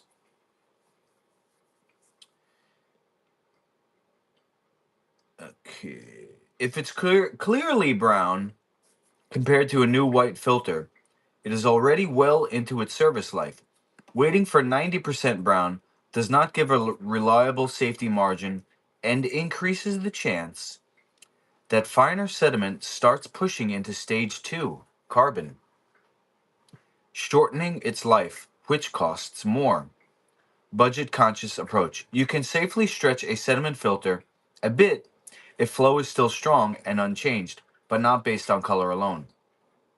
A better rule: replace when you see any of the following: a slight drop in pressure, 6+ months of use, visible widespread discoloration, like you're describing. You're already close here.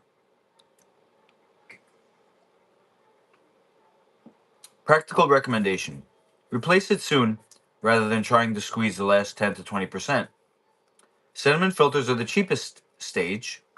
Delaying replacement risks prematurely exhausting the more expensive carbon and RO membrane stages.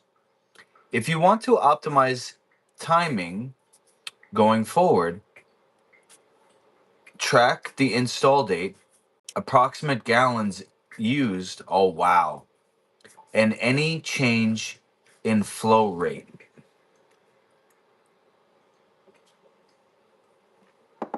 See, that's interesting. Tracking approximate gallons. I might do that.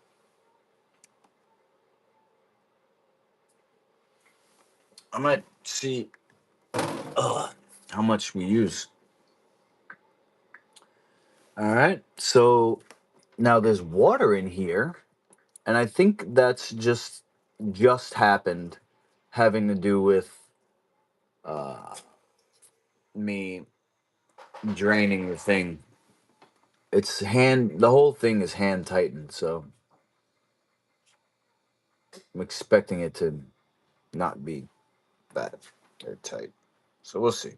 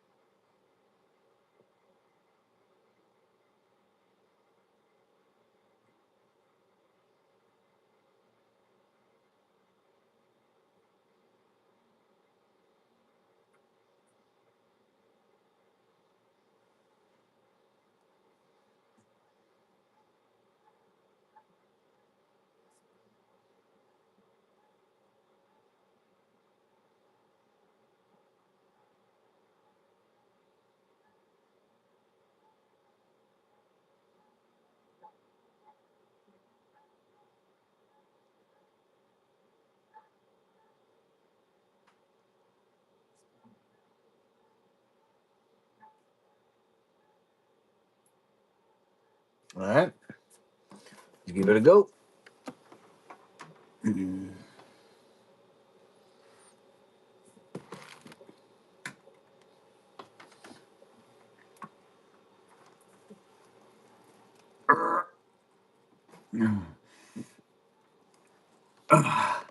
Oh, the white is actually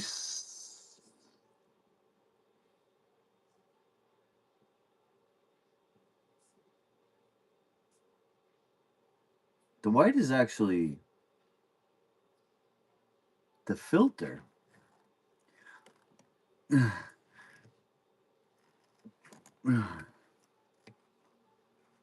I think this is a premature change, and this fucking thing is not tight enough. What the hell? Look at the leak coming out. Oh wow! Glad that happened. That's where the leak was coming from. The pre-carbon filter. See, I got a little tray here. No, I'm tightening. That's the wrong way. This is loose.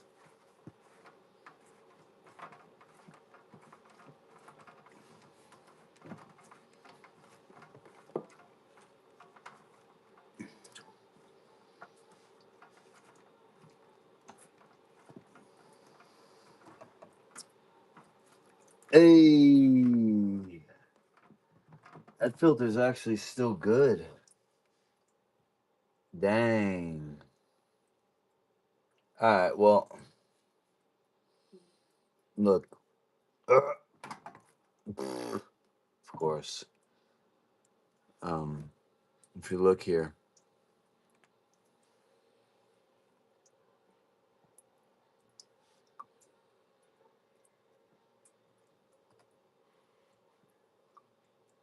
it's actually still really good. But because I drained it, I might as well. Let me ask again, actually. Ugh.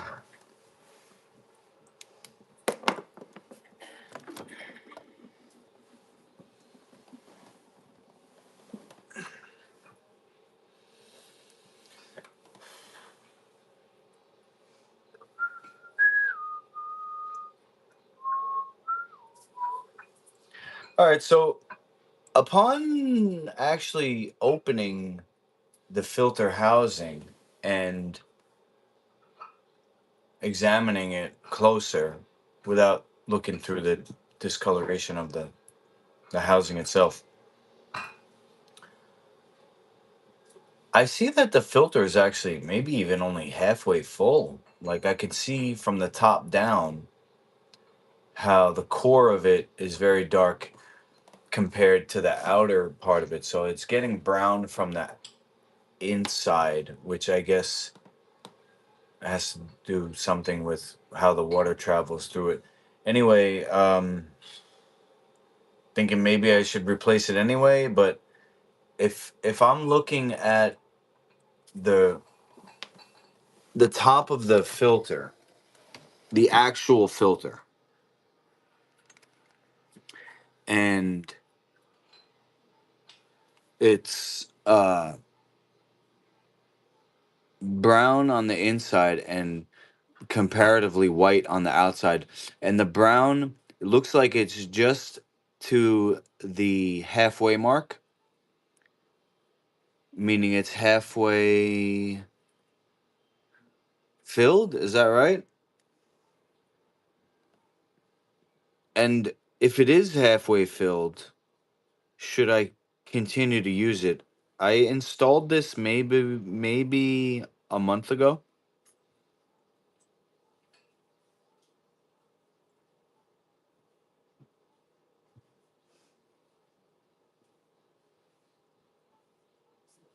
What you're seeing, darker in the core and lighter to the outside, is normal for a depth sediment filter. It traps particles throughout the thickness, not just on the surface. The halfway brown look does not mean it's only 50% used. It just shows where particles have accumulated more densely based on flow paths. Key point: color distribution is not a reliable indicator of remaining life. Given your details, installed 1 month ago, no mention of reduced flow or pressure, discoloration present but not uniform, that typically means the filter is doing its job, not that it's near failure. What to do? Do not replace it yet if flow/pressure is still normal. Continue using it and monitor any noticeable drop in flow rate, any pressure change. Don't have a filter. I mean, a gauge. Plan a replacement around 3 to 6 months, depending on your water quality, or sooner if performance drops. Why not change it now? Sediment filters are designed to load gradually. Replacing at 1 month with normal performance wastes usable capacity. The uneven coloration you see is expected and doesn't indicate half full in a usable sense. Bottom line, Your filter's not half used in a meaningful way. If the system's running normally, keep using it and reassess based on performance or time, not how brown it looks. All right. So, what is my replacement strategy now? Do I take the filter out, empty out the housing, and then maybe rinse out the housing, or what's the best way to reinstall the same filter? I mean, I don't mind saving money.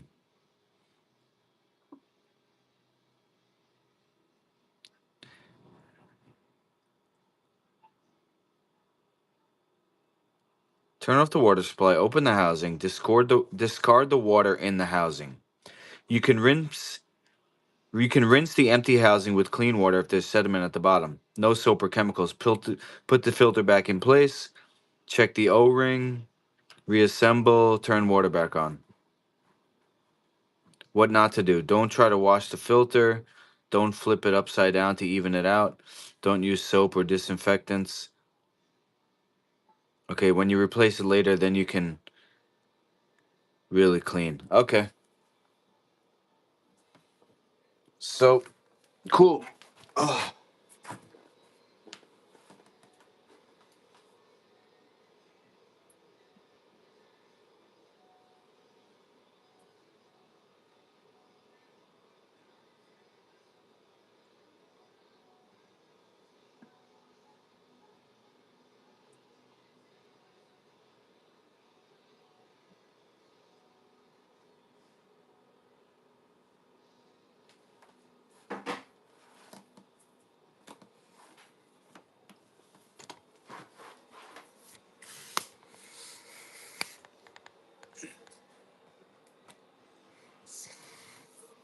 Okay. I'm gonna go.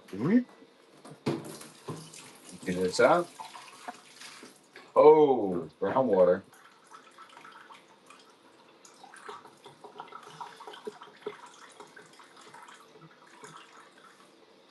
Smelly too. Oh my god. It smells like the water I shower in. Blech. God damn. I gotta get one of these house filters. This is crazy right now.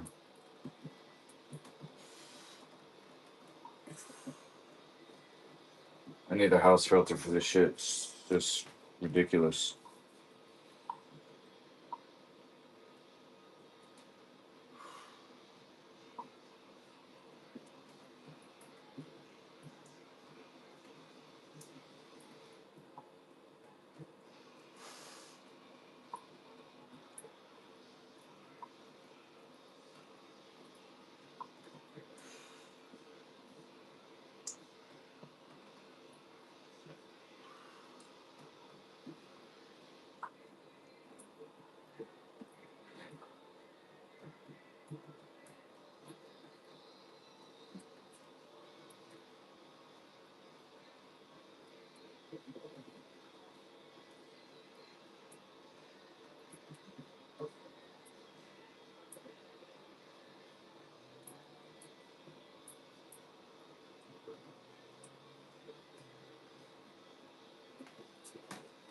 Definitely not as brown as the first one when I changed it. Alright.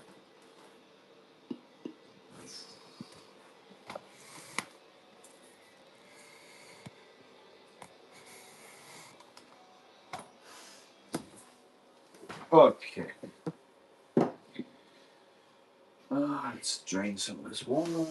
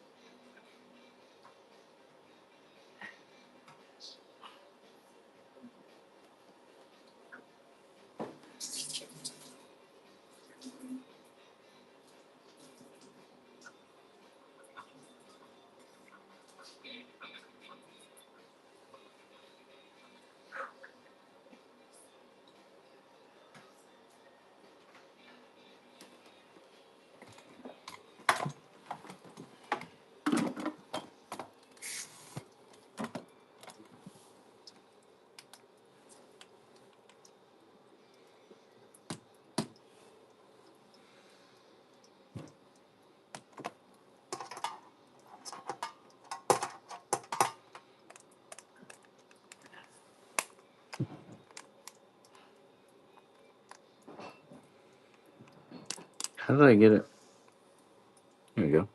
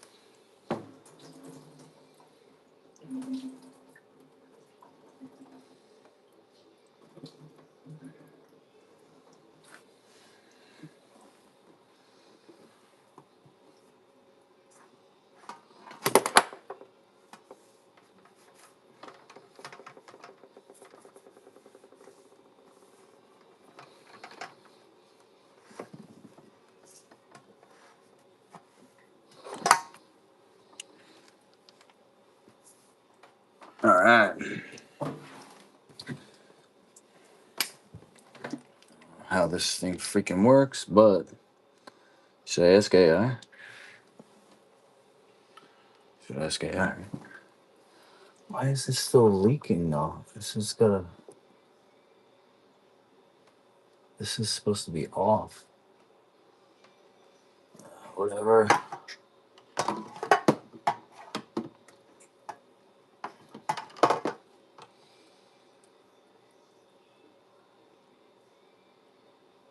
There we go.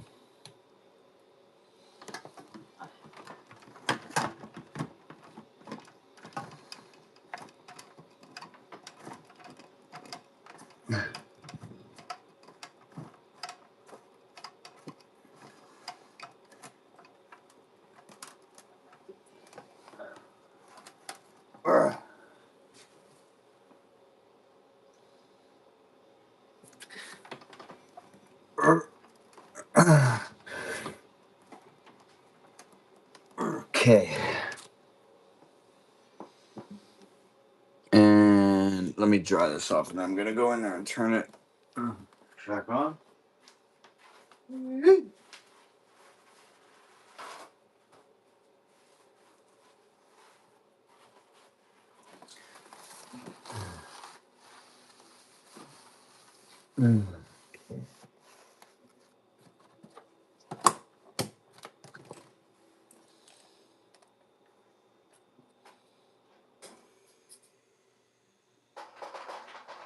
This, there we go. It's weird. Stop changing.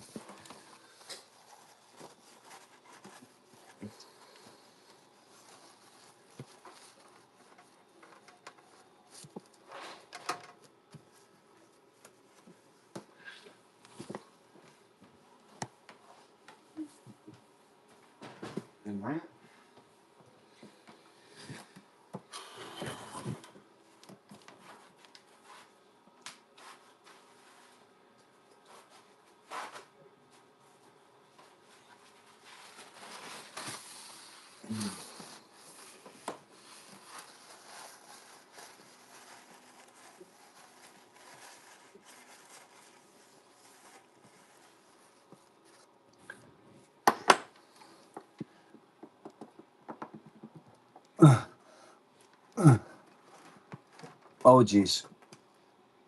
Let's get it this way.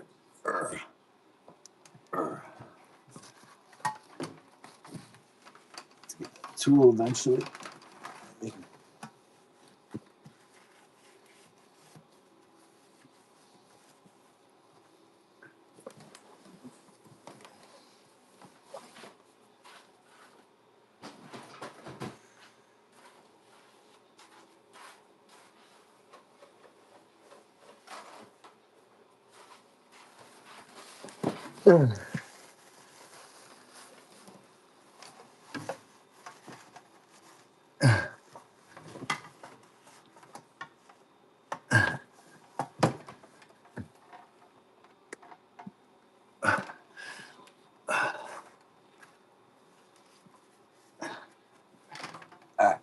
turning this back on.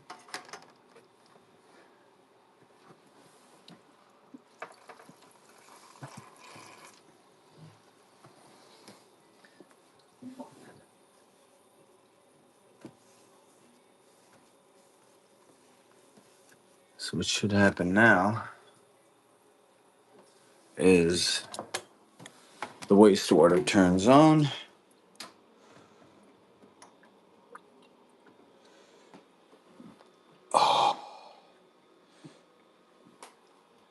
Which means this is filling up. And so basically didn't need to touch it, but thought that I was gonna replace this light brown with this pure white. But what it seems like is that I don't change it right now. Just keep an eye on it. And yeah, I guess I can't even monitor really how much water it takes to fill up each filter. But I am going to start making a note about water usage because I think that's a more accurate metric than time. So they're saying replace every 6 months, but I'm using this water for myself and anybody else, which hopefully will be a lot more than just me. So if I know, like, oh, I'm using, 10 gallons or something, and the filter itself lasts, it should say online how long it lasts, that type of thing. You know what I'm saying? So I'll just use this because it's already up there. And let me see if I have a marker. Down. No. It did not come down. So we'll get one.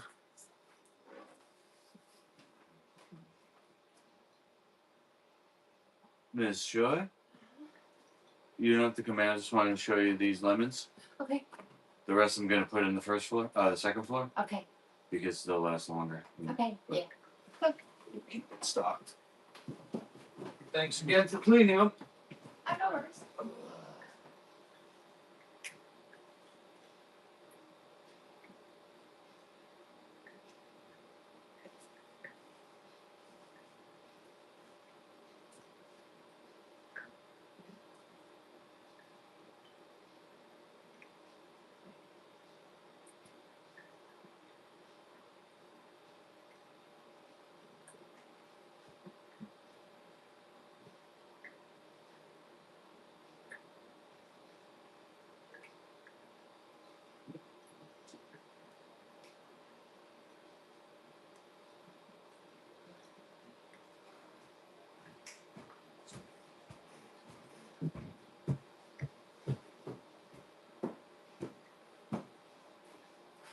Marker.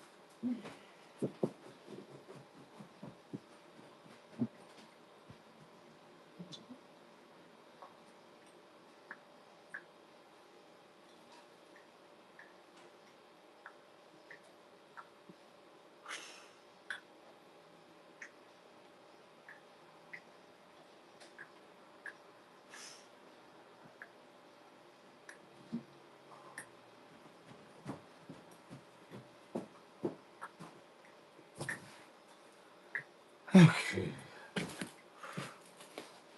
Good. Oh, was it? I heard something. Maybe there's something attached to it.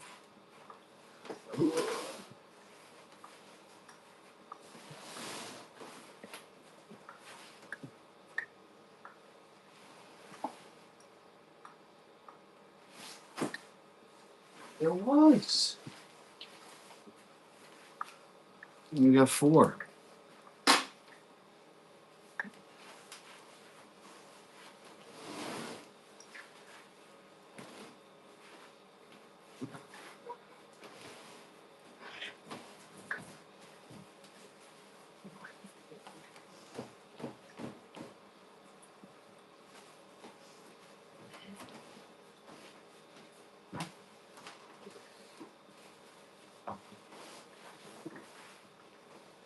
Oh boy, salt water's kicking in. Let's do this quick.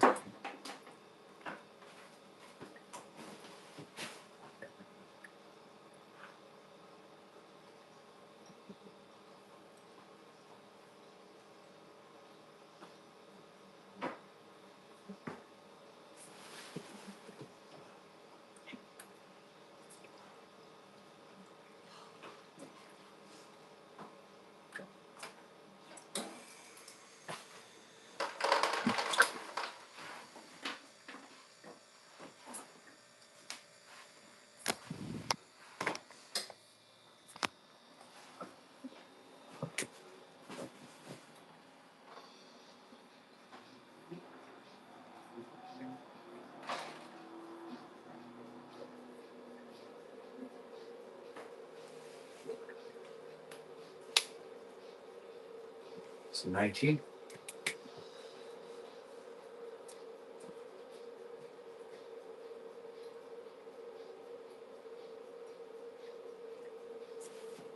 I'm just going to put an April there.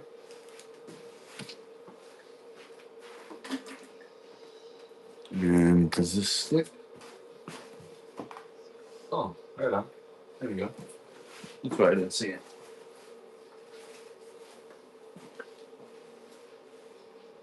Okay.